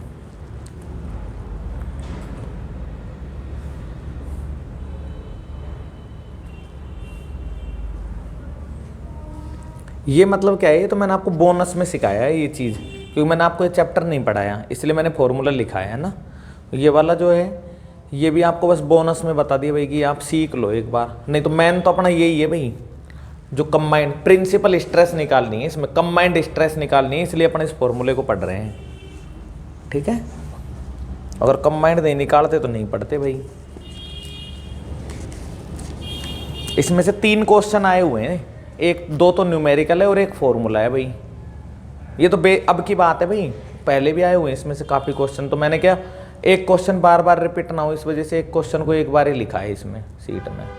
तो मतलब एक अच्छा इंपॉर्टेंट टॉपिक है आपका, और कुछ नहीं करना, बहुत सरल फॉर्मूला निकल के आएगा लास्ट में। लेकिन वो फॉर्मूला क्या सीधा लिखा है तो फिर ये रहता है यार कि जाने आया कहाँ से।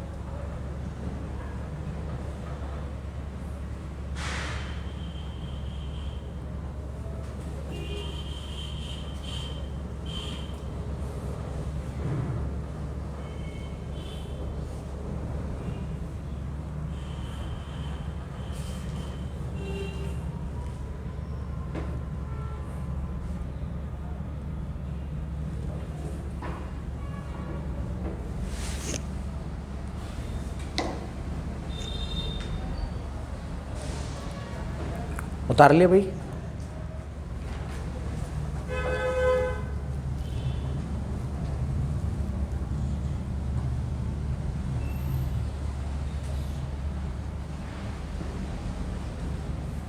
मिटा दूँ इसको, मिटा दूँ भाई? अच्छा इसको नहीं मिटाऊँ। आर का मतलब होता है radius of curvature, CURVATURE।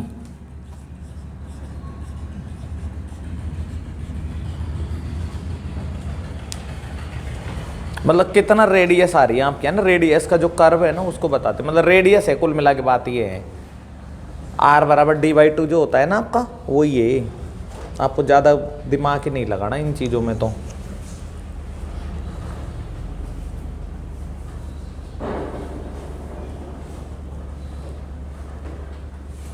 Combined bending and torsion निकाल रहे हैं भैया ना, चलो निकाल देते हैं कंबाइंड बेंडिंग एंड टोर्शन को भी।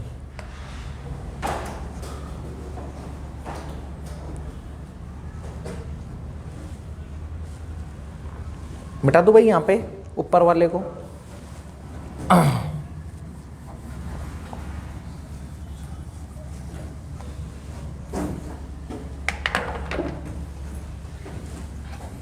अब देखो भाई आपको कितना समझ में आया कितना समझ में नहीं आया, उस चीज़ का अपन एक बार परीक्षण कर लेते हैं, टेस्ट कर लेते हैं। लेकिन टेस्ट ऐसे नहीं करेंगे अपन, मैं आपको एक बार ये टॉपिक पूरा करा दूँ, फिर उसके बाद में टेस्ट लेंगे आप लोगों का ना।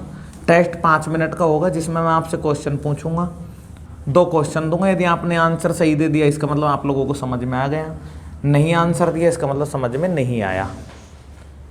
ठीक है भाई। अब देखो क्या है भैया, इसमें कुछ नहीं करने का। मैंने आपको बताया, ये जो मैंने अभी लिखा है ना बेटा, ये तो मैंने आपको ज्ञान कराने के लिए लिखा है कि भैया M/I = सिग्मा B/y = E/R होता है। इसको बेंडिंग इक्वेशन बोलते हैं। बेंडिंग का एक बेंडिंग स्ट्रेस नाम से एक अलग से चैप्टर आता है, उसमें इस चीज़ को पढ़ाया जाता है ना, तो वहाँ पे मैं इसको पढ़ाता हूँ। लेकिन अब आपके टॉपिक नहीं है तो मैंने केवल उस समीकरण को, इक्वेशन को लिख के उससे मैं आपको करवा दूंगा। ठीक है, यहाँ से ये सारा का सारा जो फॉर्मूला है, ये वाला जो राज है ना, ये समझ में आ गया ना आप लोगों को कैसे आया? हाँ भाई आ गए राज की बात समझ में? ये नहीं आया समझ में? ये वाला फॉर्मूला निकलता है, बहुत मेहनत होती है इसमें, है ना। ये तो मैंने सीधा फॉर्मूला लिखवाया आपको सिग्मा। भाई अब करूँ क्या, मेरे पास ऑप्शन नहीं है ना, मैं आपसे क्या कर रहा हूँ, इसके लिए एक अलग से चैप्टर पढ़ना पड़ता है, प्रिंसिपल स्ट्रेस एंड स्ट्रेंथ। 2 नंबर का चैप्टर है स्ट्रेंथ ऑफ मटेरियल का, उसको मत पढ़ो आप लोग। कम biaxial state of stress में नॉर्मल स्ट्रेस का फॉर्मूला है ये, और ये शेयर स्ट्रेस का फॉर्मूला है। भूल जाओ आपने कुछ नहीं पढ़ा, आप तो इस फॉर्मूले को ध्यान में रख लो भाई, याद रह जाए तो बढ़िया बात है, ना रहे तो और भी बढ़िया बात है। आप तो ये फॉर्मूला देख लीजिए, σ/2 ± σ/2 का होल स्क्वायर प्लस टाउ का होल स्क्वायर रखना पड़ेगा, या तो याद मजबूरी है, या कल अब तुम्हारे पास कोई रस्तो ना है ना। अब मेरे को तो उन बच्चों पर अचंबा आ रहा है जो सेल्फ स्टडी करेगा, वह किसा करेगा सेल्फ स्टडी? यहाँ स्टडी होता स्टडी ना हो रही है, सेल्फ स्टडी तो संभव ही नहीं है, क्योंकि इन्होंने टॉपिक ऐसे दिए तुम्हारे बीच बीच में से उठा 5 क्वेश्चन आएंगे कम से कम। पिछला पेपर उठा के देख लेना, 5 क्वेश्चन है इस टॉपिक में से।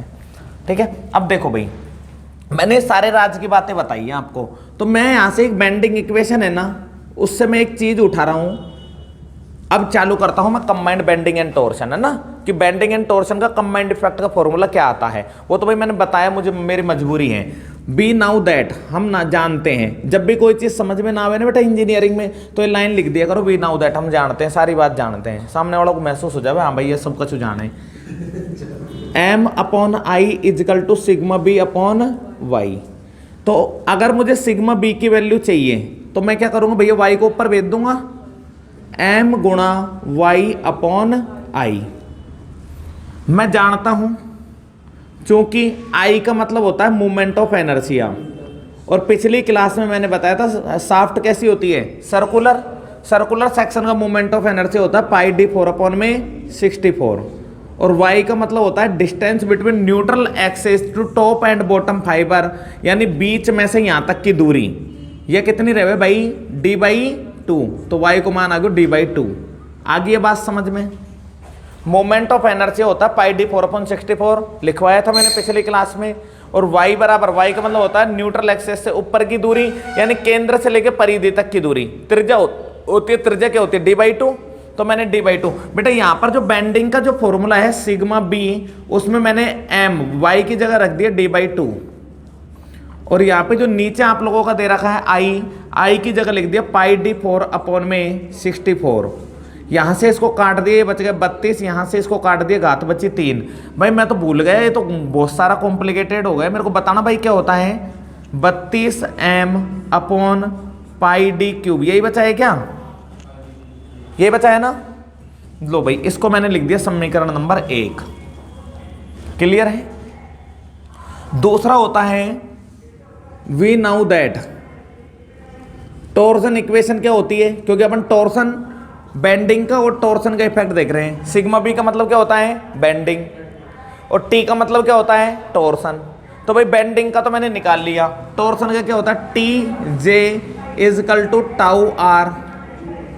तो टी बराबर क्या हो जाएगा बेटा, tau into J upon R. यहां पे जे का मतलब क्या होता है, polar movement of inertia, polar movement of inertia होता है भाई। और ये पोलर मूवमेंट ऑफ एनर्सिया की वैल्यू होती है πd4/32, और r बराबर होता है d/2।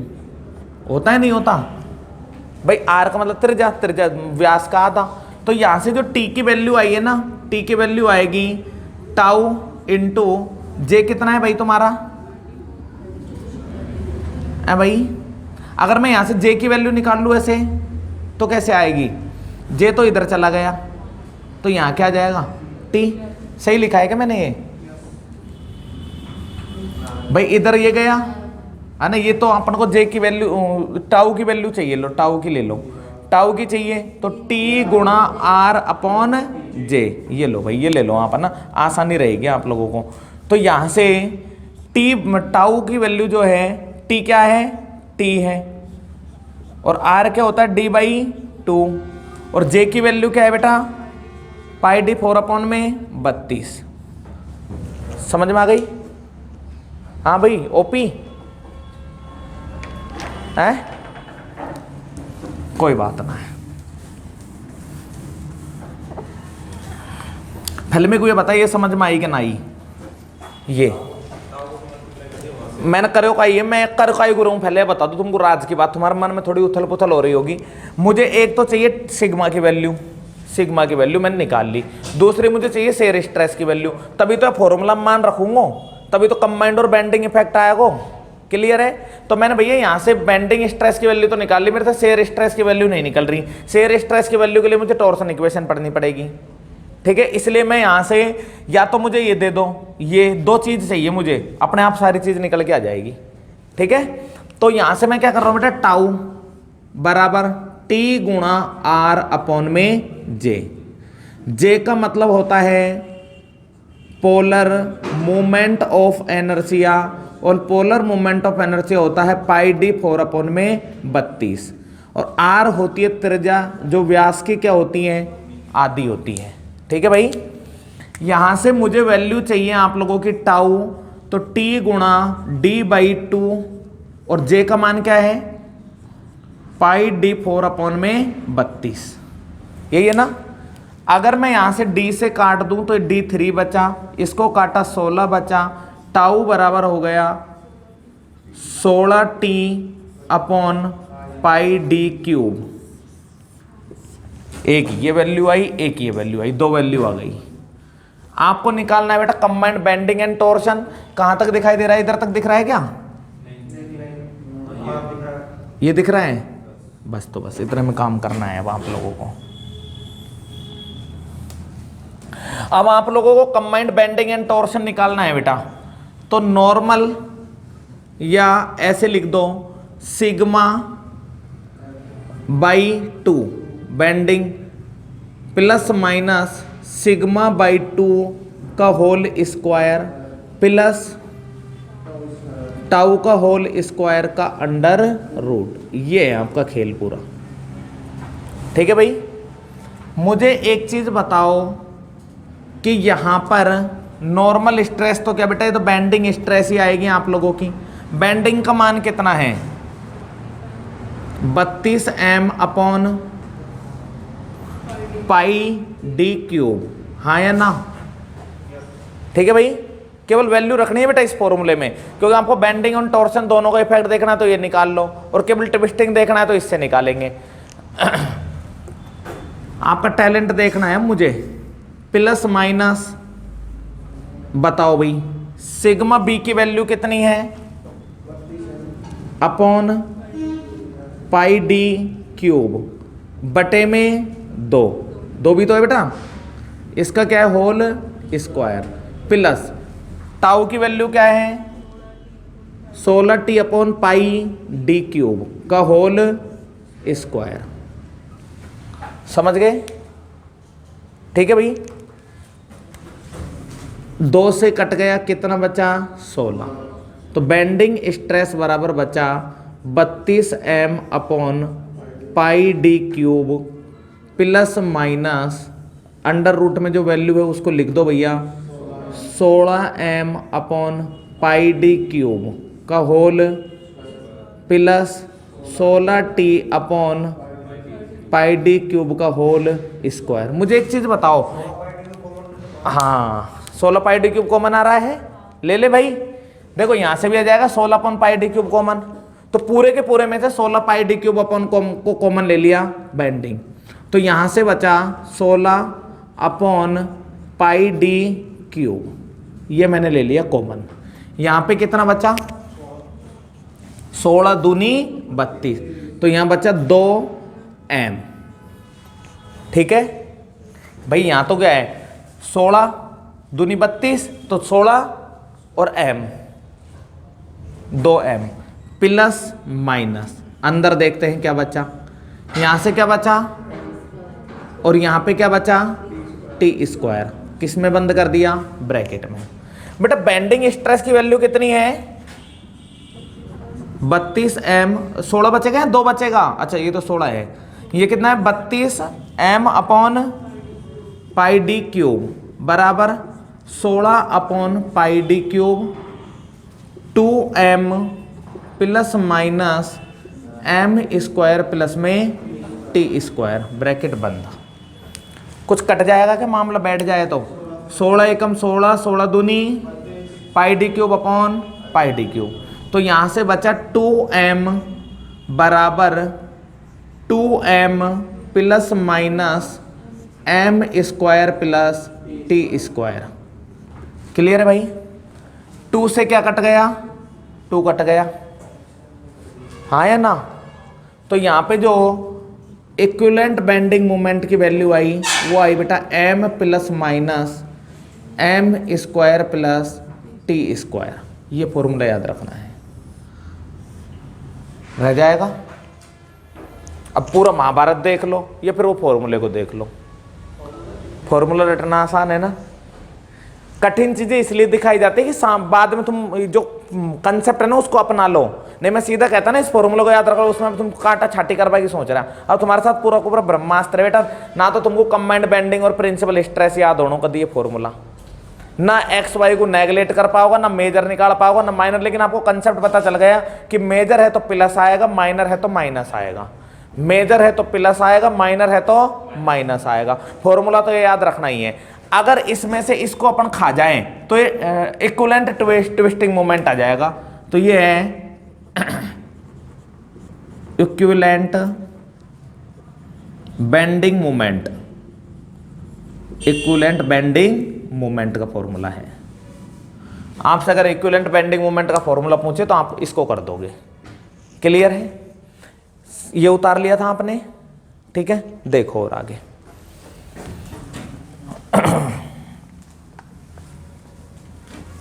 ये फॉर्मूले ही याद रखना है बस। इस चैप्टर में खेल ही फॉर्मूले का है, लेकिन सीधा फॉर्मूला लिखा था तो फिर तुम अपनाते नहीं, कैसे आया कहाँ से आया। अब तुम लोग देख लो भाई, यहाँ से आया ये निकल के, ठीक है। आपको नहीं करना है डेरिवेशन,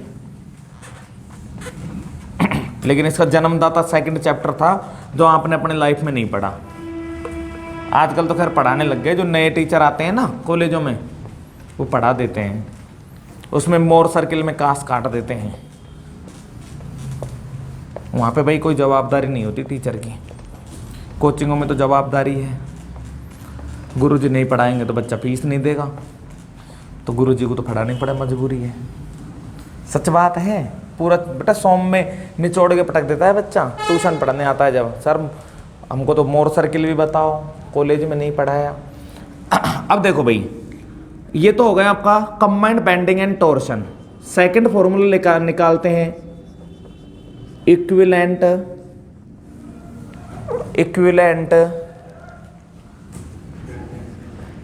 ट्विस्टिंग। इक्विवेलेंट ट्विस्टिंग निकालना है टीई की वैल्यू। ये कैसे निकलेगी? मैंने कहा ना पूरी स्ट्रेंथ ऑफ मटेरियल में यदि कुछ भी समझ में ना आए, पूरी इंजीनियरिंग में कुछ भी समझ में ना आए तो क्या लिख देना? We know that. हम जानते हैं, सामने वाला आपसे क्वेश्चन ही नहीं करेगा, है ना।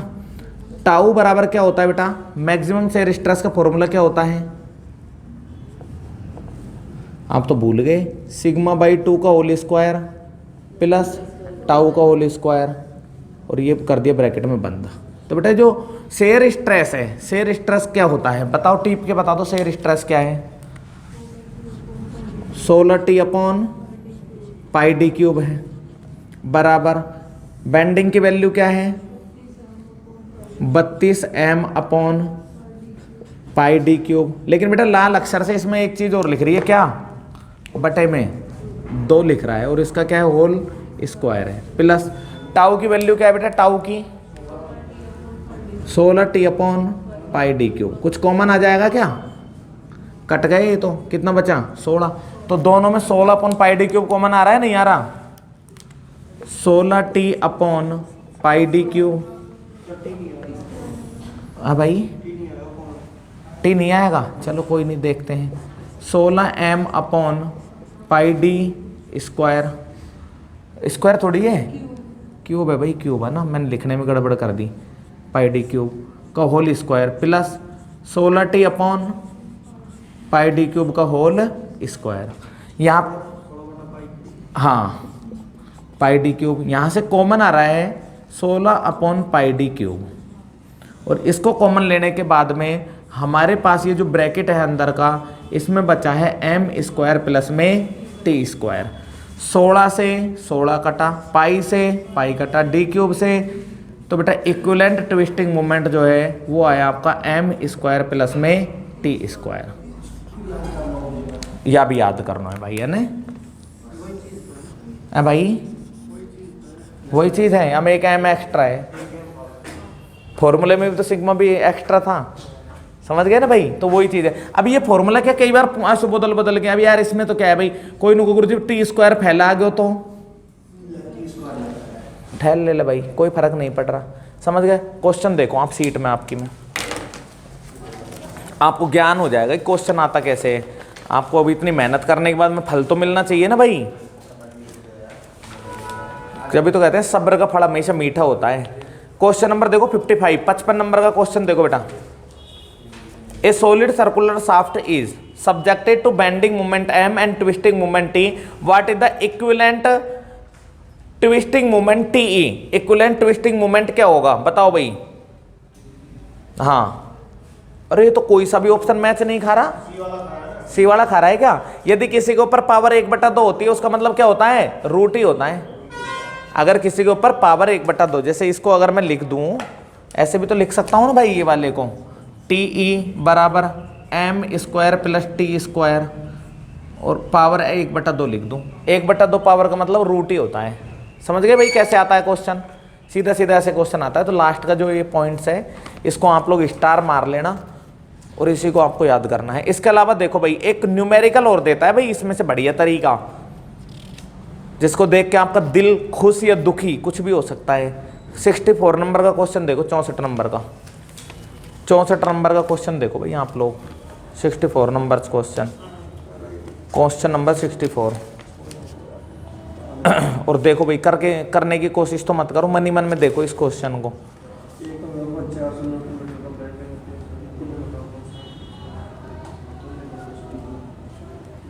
आपको अच्छा लगे तो बता देना, है ना, और बुरा लगे तो भी बताना मेरे को। ठीक ठाक लग रहा है फिर तो कर लोगे आप लोग, ठीक लग गया तो। A member subjected to bending combined action. बेटा इसमें क्या कर रहा है? बेंडिंग और टॉर्क दोनों दे रखा है, यानी बी की एम मोमेंट की वैल्यू भी दे रखी है और टी की वैल्यू भी दे रखी है। ठीक है भाई। इसके बाद में कह रहा है what is the respect of the equivalent bending moment and equivalent torque. Equivalent bending moment and equivalent torque, दोनों की वैल्यू पूछिए। क्या करोगे, ये वाला सूत्र लगा दीजिए, एक बार ये वाला लगा दीजिए, दो मान आएगा, दोनों लिखवा रहे हो यार, दोनों फॉर्मूले एक में ही पूछ लिए इसने भाई, समझ गए। मैं कराता हूँ उस क्वेश्चन को, एक बार आप इसको छापो भाई, करवा देता हूँ मैं इसको, है ना। अब देख लो भाई आप लोग पूरा छापो, कैसे करो। मैंने तभी भाई पूरा करा दिया आप लोगों को, राज भी बता दिए कैसे कैसे आता है।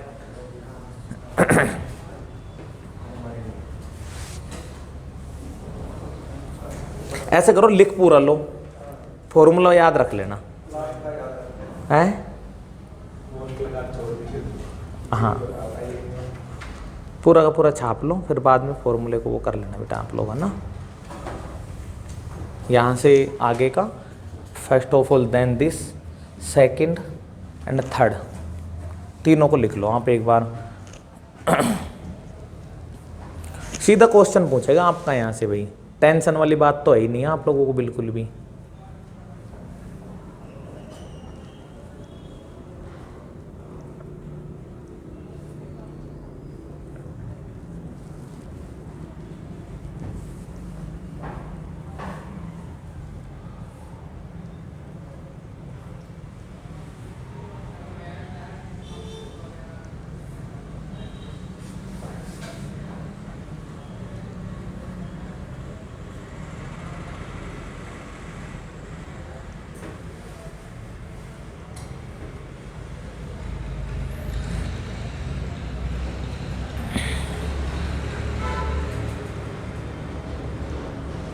तुम्हारे MBSI वालों के भरोसे तो एक बुक तो बन जाएगी मेरी, क्योंकि जो जो क्वेश्चन, क्योंकि मैंने थर्मल और IC के दो ही रह रहे थे क्वेश्चन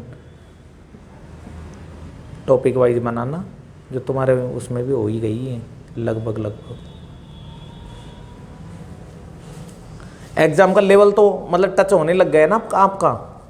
अब ना इसको टच जब तक हो रहा है, जब तक आपके हाथ में नोट्स और ये खुले पड़े हैं, इनको आप रट लेना कैसे भी, आपको जैसे मेहनत हो कैसा भी हो ना, क्योंकि मैंने भी रट रखे हैं भाई। TE बराबर होता है m² + t², ME बराबर होता है m ± m² + t² का अंडर रूट। तो ये क्या मजबूरी है इंसान की बेचारी की। हो गया पोस्टपोन्ड, कह तो ऐसे ही रहे हैं। कल रात को मैंने यार वो ट्वीट देख रहा था एक दो की, तो कह रहे थे पोस्टपोन्ड करवाएंगे, होगा। मैंने क्या, हो जाए तो बहुत अच्छा है। कुछ भी नहीं कह सकते, अगर कोरोना का विस्फोट बहुत अच्छा वाला लेवल का हो गया ना, रोज बढ़ रहे हैं केस।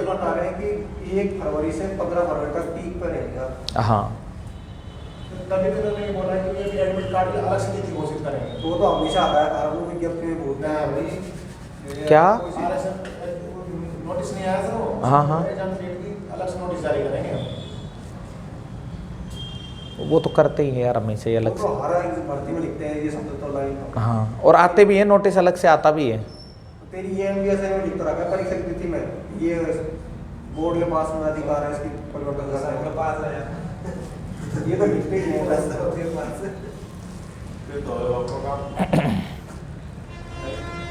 डेट बढ़ सकती है। अभी जैसे मेरी नज़र में जो मैं देख रहा हूँ ना, तो मेरी नज़र में कम से कम 10 जने ऐसे हैं जो पॉजिटिव आ गए अड़ोस पड़ोस में ही। हैं? नहीं, मर नहीं रहे इसमें, वो तो यार विशेष कंडीशन में मर रहा है कोई बेचारा। हैं? हल्के में ले लिया। हाँ, अरे इंडिया में तो ऐसे ही हल्के में ही लेते हैं।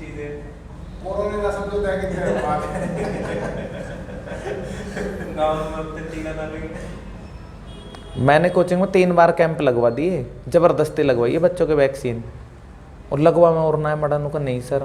मैंने कहा यार लगवा लो भाई, फायदा तुम्हारा ही है।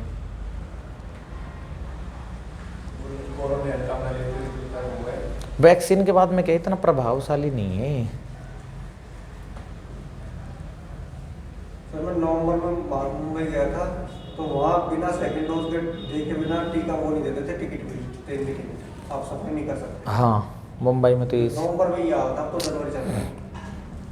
अपने कर देंगे अब 31 जनवरी बाद। तो वहाँ अगर मास्क नाक से भी नीचे उतर गया ना, 200 रुपये का सीधा सीधी, तो मतलब अपनी से नहीं काटती, नगर पालिका वाला कार्ड नगर पालिका वाले दो कल पकड़ो रहते, पता नहीं चलता कब काट जाए, तो लोग देने पड़ते हैं।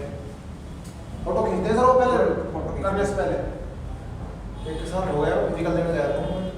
अभी मैं दिल्ली गया था नवंबर में ही, दिल्ली में भी सिस्टम है, आप रेलवे स्टेशन से बाहर निकलते हो ना तो आपको ध्यान नहीं रखते कौन आ रहा है हाँ स्टेशन में। कोरोना की जांच होना आपका अनिवार्य है, मतलब आपकी जबरदस्ती करेंगे जांच तो आपकी निकलने ही नहीं देंगे, नहीं तो रेलवे स्टेशन से बाहर घुसते टाइम भी जांच और निकलते टाइम भी जांच।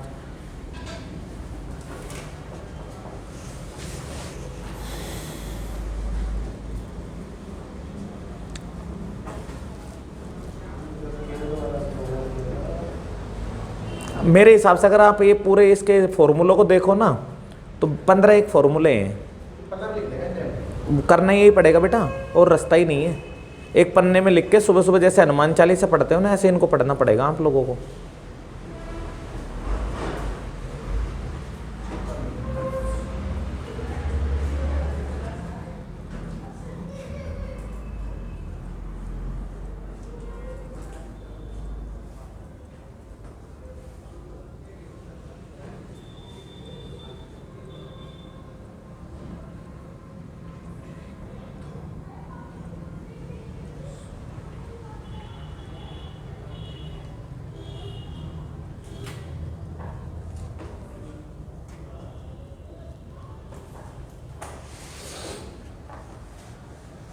अभी मैंने आप लोगों को ये तो बता दिया भाई कि देखो ये फॉर्मूले हैं, फॉर्मूला सीधा क्वेश्चन आता है ना, कैसे आता है वो मैंने आपको बता ही दिया। अगर पूछ लें आपसे क्या है तो भाई आप देख के सीधा सा बता दोगे, है ना। उसको तो मैं करवा नहीं रहा जो फॉर्मूले बेस है, फॉर्मूला तो भाई सीधा ऐसे ही पूछेगा, इक्विवेलेंट ट्विस्टिंग मोमेंट बताओ, इक्विवेलेंट बेंडिंग मोमेंट बताओ, तो बता देना उसको, है ना। मैं आप लोगों को वो बता देता हूँ बेटा जो इसमें सीट में न्यूमेरिकल दिया हुआ है, सही है ना। न्यूमेरिकल में थोड़ा सा हो सकता है आपका दिमाग भी खुले।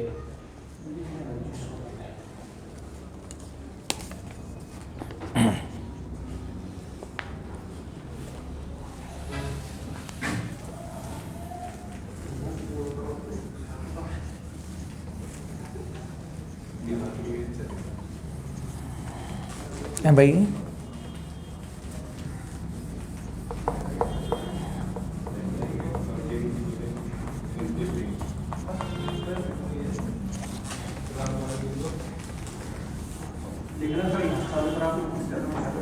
हैं, यहाँ से चालू किया था, फिर इसको लिखा था, फिर इसको लिखा था। अच्छा लिखा नहीं क्या आपने? कोई बात नहीं, लास्ट लाइन लिखो बस, ऊपर क्या नहीं मतलब क्या लिखिए। आना है क्या मैम? अरे मैडम टाइम कहाँ हुआ है अभी, आ रहा हूँ मैं, आ रहा हूँ। अन्ना दोस्त की में से देख लेना यार, ये तो ठाल ये। अच्छा तुमने फॉर्मूले लिखे हैं, वेल डन। मैं सोच रहा था यार इतनी जल्दी कैसे कर लिया तुम लोगों ने। लिखूं दोबारा?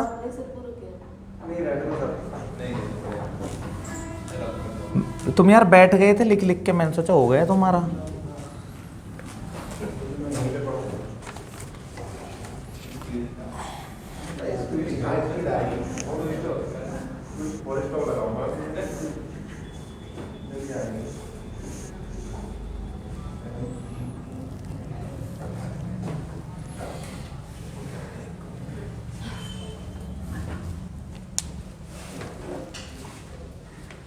अब देखो भाई न्यूमेरिकल देखते हैं अपन एक बार कैसा आता है ना।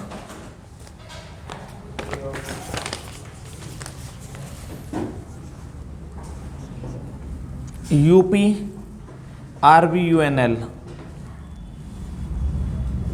JN 2016। अब भाई कैसा भी लेवल दे लेना आप लोग, है ना, इससे बाहर नहीं है आपका कुछ भी। ए मेंबर इज सब्जेक्टेड, बस अब कंडीशन ये है कि आप लोग इसको पढ़े, है ना। अगर पढ़ोगे नहीं ना तो भाई फिर कोई आपकी मदद नहीं कर सकता। टू द कंबाइंड सीट का क्वेश्चन नंबर है 64, है ना, question number 64। Combined action of bending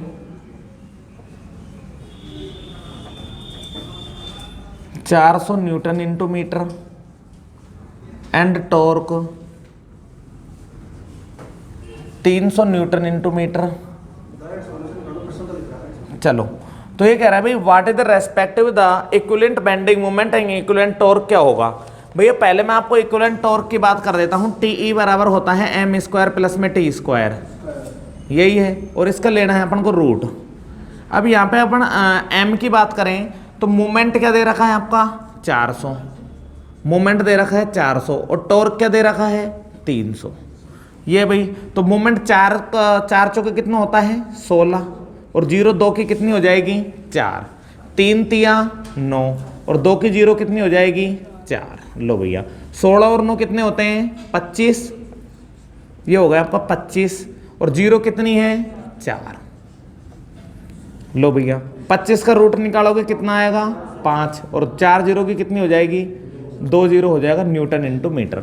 जो टीई है ना वो तो आपका आ रहा है 500, टीई कितना आ रहा है 500, ये तो मरवा दिया इसने। टीई 500 तो कितने ऑप्शन में है 3 ऑप्शन में है भाई, पहला भी ए बी ए सी और डी है ना, पकड़ में नहीं है भाई, पूरा ही करना पड़ेगा।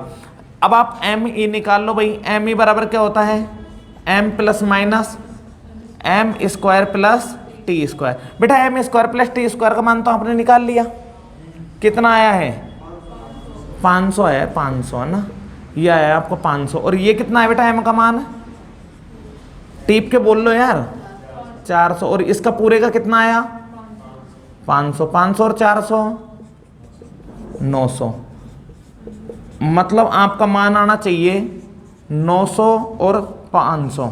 बताओ कौन सा ऑप्शन मैच खा रहा है 900 और 500 कौन सा खा रहा है सी खा रहा है, तो सी आपका आंसर सही है भाई। टी में ए दे रखा है, गलत है, दे रखा है तो हम क्या करें, आंसर की ऑपरेटर ने लगाई हमने नहीं लगाई भाई, है ना, गलत कर दी उसने। इक्विवेलेंट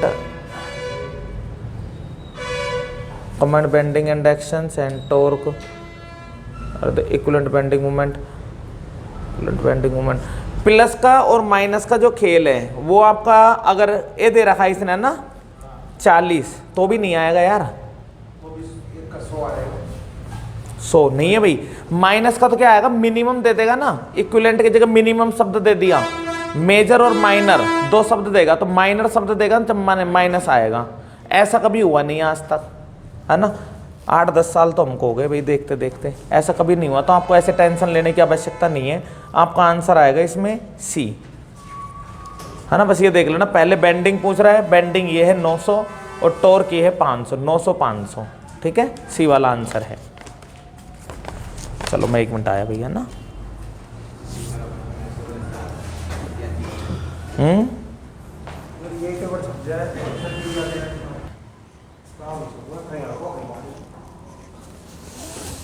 अब देखो भाई इस तरह का तो आपका एक क्वेश्चन आते हैं भाई। अब दिखने में तो ऐसा लग रहा था जाना कितना खतरनाक न्यूमेरिकल है ना, बहुत हल्के न्यूमेरिकल होते हैं, इनमें कोई दिक्कत नहीं, किसी भी तरह से कोई संकोच की कोई वो बात नहीं होती। अब एक और कंसेप्ट रहेगा भाई, उसमें से इसमें सीट में कम से कम 3 क्वेश्चन है, बहुत ईजी है वो तो, क्योंकि थ्योरेटिकल के तो तुम राजा हो, थ्योरी तो तुमको ऐसे समझ में आती है मजेदार तरीके से। अरे ना भाई सोम में तो सारे न्यूमेरिकल आएंगे, न्यूमेरिकल या फॉर्मूले, सोम तो सब्जेक्ट ही न्यूमेरिकल है ना, इसका नाम ही न्यूमेरिकल रखना चाहिए इनको, इन्होंने तो नाम गलती से सोम रख दिया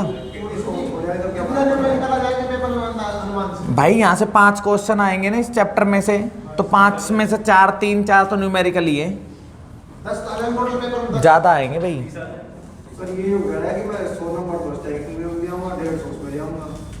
भाई वो तो देख ऐसी बात है, पेपर तो पास हो जाए, लेकिन 1% फैक्टर ऑफ सेफ्टी लेके देखो ना आप लोग, आप रिस्क मत लो। 8 साल में तो अब आइए वैकेंसी, अब जाना कब आएगी। हाँ ये तो खैर बात सही है, इतनी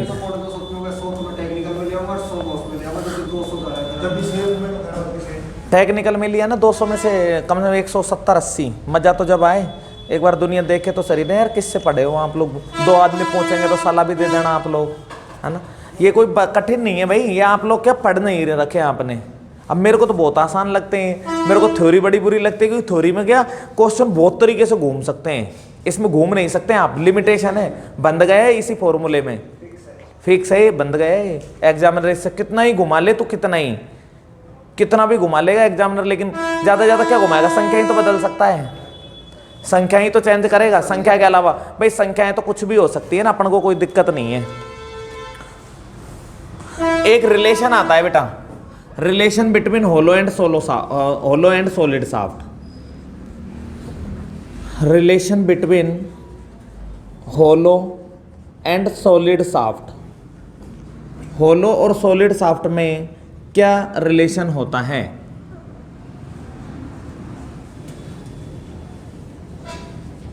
होलो and solid shaft, hollow shaft और सॉलिड शाफ्ट में क्या रिलेशन होता है, केवल इतना सा पढ़ना है इसमें, है ना।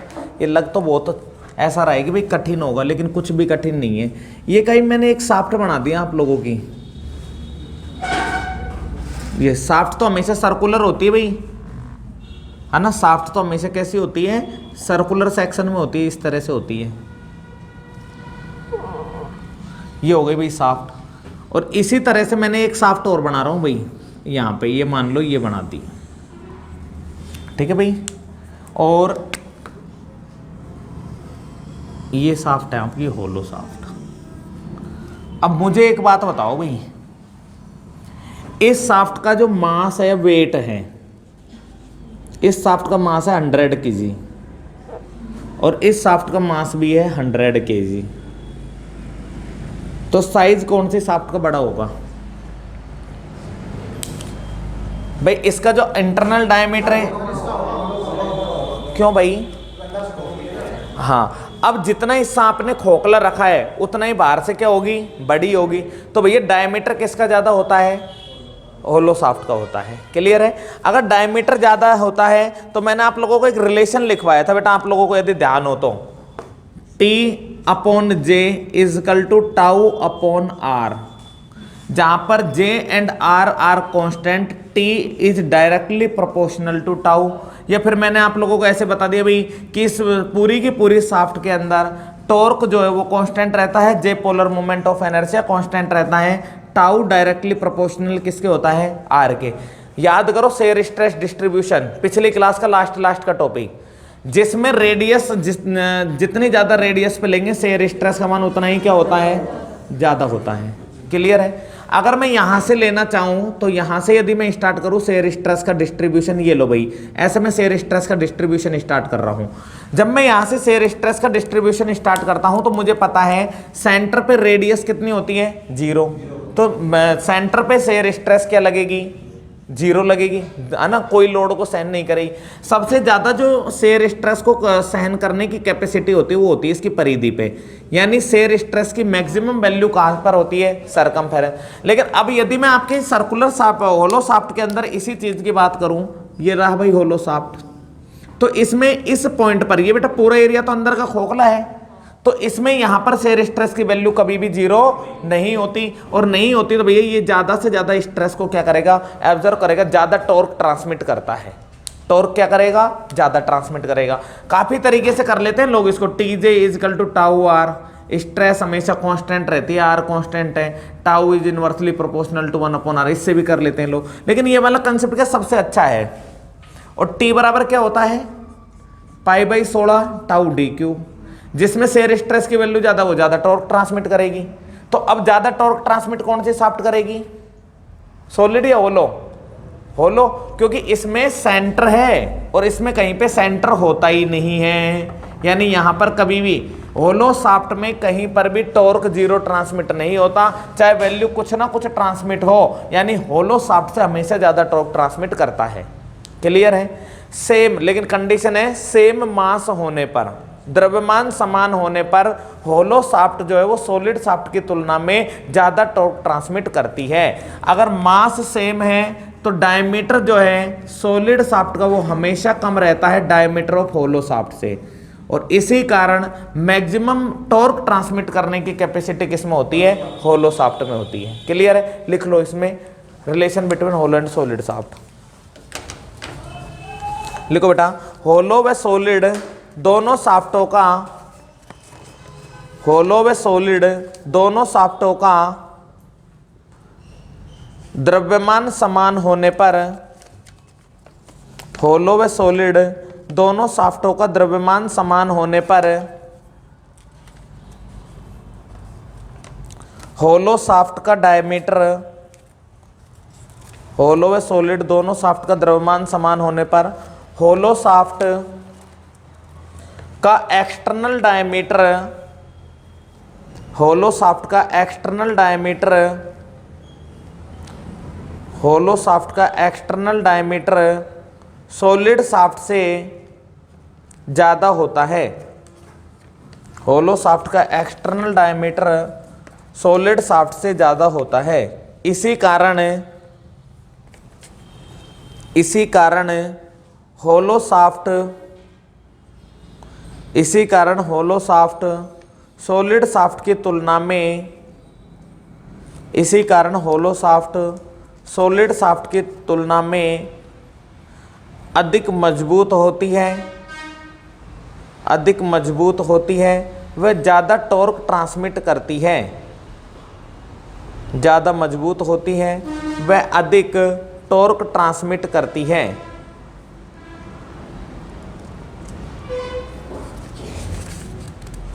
डायग्राम को बना लो भाई।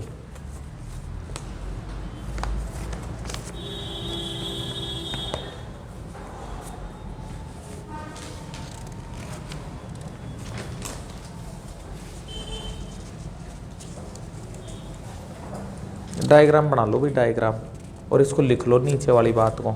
समझ में तो आ गई ना बात?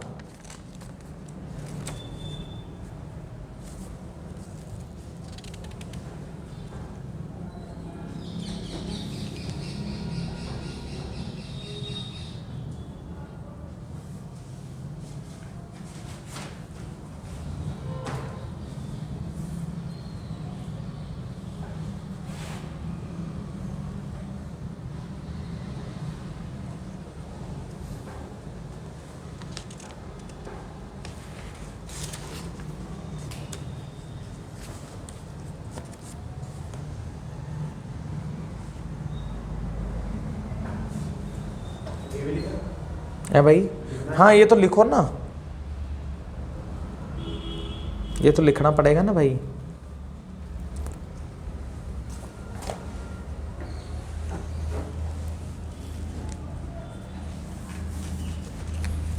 T इजकल टू होता है π/16 tau D cube. Tau is directly proportional to tube.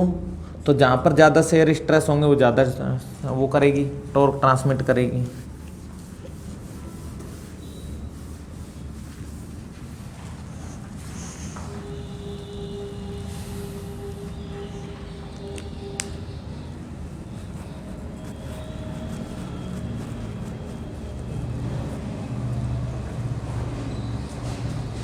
Question देखो भाई, क्वेश्चन नंबर दे रखा है आप लोगों को, 147वां क्वेश्चन देखो।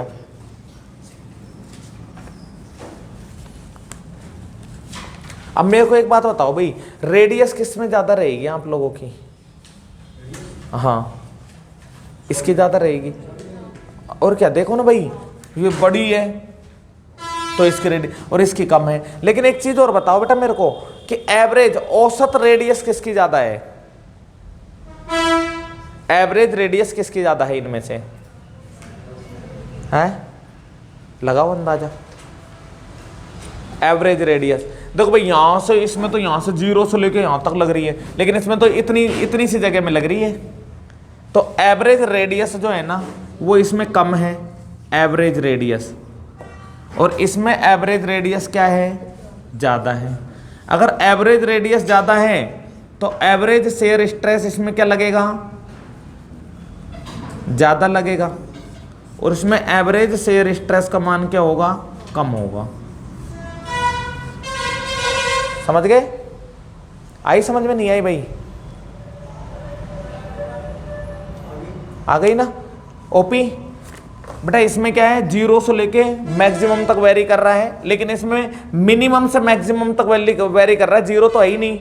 तो इसमें क्या है कि इतने से इससे में शेयर स्ट्रेस का डिस्ट्रीब्यूशन हो रहा है, यानी रेडियस कम है, एवरेज रेडियस कम है, और इसकी एवरेज रेडियस क्या है? ज्यादा। एवरेज रेडियस ज्यादा है तो एवरेज शेयर स्ट्रेस ज्यादा लगेगा, और इसमें एवरेज शेयर स्ट्रेस कम लगेगा। क्लियर है? क्वेश्चन देखो भैया 46वें नंबर 47वें नंबर का question number 46। The average shear stress in hollow shaft the average shear stress in hollow shaft 46वां क्वेश्चन। होलो शाफ्ट में एवरेज शेयर स्ट्रेस कम होती है ज्यादा होती है? लेस देन सॉलिड शाफ्ट या स्मॉलर देन सॉलिड शाफ्ट? क्या आएगा भाई? सी। समझ गए ना? अगला क्वेश्चन देखो 47वां। Two shaft one solid and other hollow are made of same material and are having same length width. यानी सारी चीज समान है, तो होलो शाफ्ट जो है ना वो सॉलिड शाफ्ट की तुलना में ज्यादा स्ट्रांग होगी कम स्ट्रांग होगी? भाई होलो शाफ्ट ज्यादा स्ट्रांग होती है सॉलिड होलो, तो क्या आएगा? मोर स्ट्रांग या less strong? Hollow shaft more strong compare to solid shaft, तो आएगा इसमें मोर स्ट्रांग। 47वें में भी आएगा भाई। समझ गए ना? आ गई बात समझ में बेटा?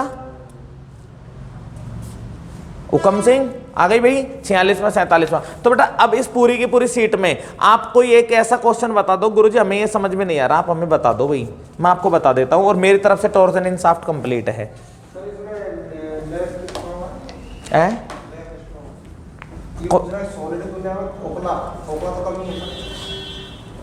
खोखला कम स्ट्रांग होता है ज्यादा स्ट्रांग होता है?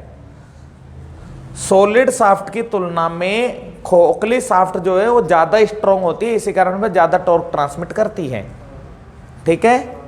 अब ये क्वेश्चन कह रहा है दो शाफ्ट हैं, एक ठोस है एक खोखली है, समान पदार्थ से बनी हुई है, समान लंबाई है, समान वजन है। ठोस शाफ्ट की तुलना में खोखला शाफ्ट जो है वो ज्यादा स्ट्रांग होता है। आखिरी लाइन को पढ़ो, ठोस शाफ्ट की तुलना में खोखला शाफ्ट कैसा होता है? हाँ, आप उल्टा कर रहे हो। ठोस शाफ्ट की तुलना में खोखला शाफ्ट ज्यादा स्ट्रांग होता है, यानी मोर स्ट्रांग आएगा। समझ गए ना भाई? ये आपका आंसर आ गया, मोर स्ट्रांग। एसएससी जीएन 2015 में आया वो क्वेश्चन है। अब देखो भाई, ये पूरी सीट को आप करके देखो, आपसे कोई क्वेश्चन नहीं हो रहा तो ये एक बार आप घर जाके ट्राई कर सकते हो। बताओ अभी करोगे ट्राई या घर जाके करोगे?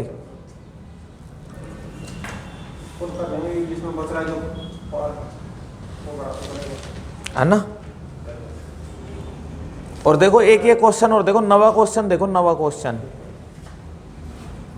क्वेश्चन देखो। सर्कुलर शाफ्ट में टॉर्क टी है, रेडियस आर है, इक्विवेलेंट मैक्सिमम शेयर स्ट्रेस ये रहा भाई formula 16T upon pi D cube. 16T upon pi D cube यही होता है ना maximum shear stress, 16T upon pi D cube. कैसे निकालते हैं मैक्सिमम शेयर स्ट्रेस? ये रहा ना भाई, मैंने ऐसे बताया था, T बराबर क्या होता है? Pi by 16 tau D cube. तो टाउ बराबर क्या होगा? 16T upon pi D cube. पिछली क्लास में सिखाई थी ये चीजें मैंने आपको, है ना? तो आप एक बार इसकी प्रैक्टिस करके देखना भाई। दिक्कत आए वीडियो देख लेना, फिर भी दिक्कत आए मैं खड़ा हूं, सीट तो मैं ही सोल्व करवाऊंगा लास्ट में। आप एक बार ट्राई कर सकते हो इस पे, ठीक है? तो मैं आपको ट्राई करने के लिए एक दिन का समय दे रहा हूं, कल अपन बात करेंगे सीट पे आगे। अगला टॉपिक है आपका स्प्रिंग। हाँ, चैप्टर कंप्लीट है भाई। हाँ,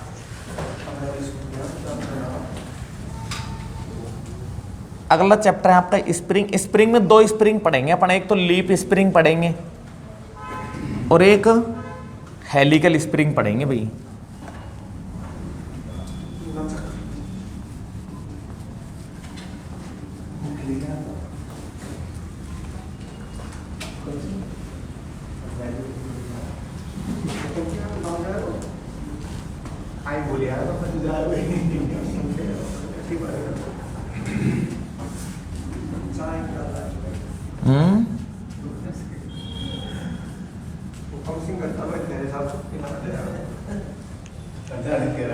है भाई? घर की चाय, शादी हो गई थी क्या भाई?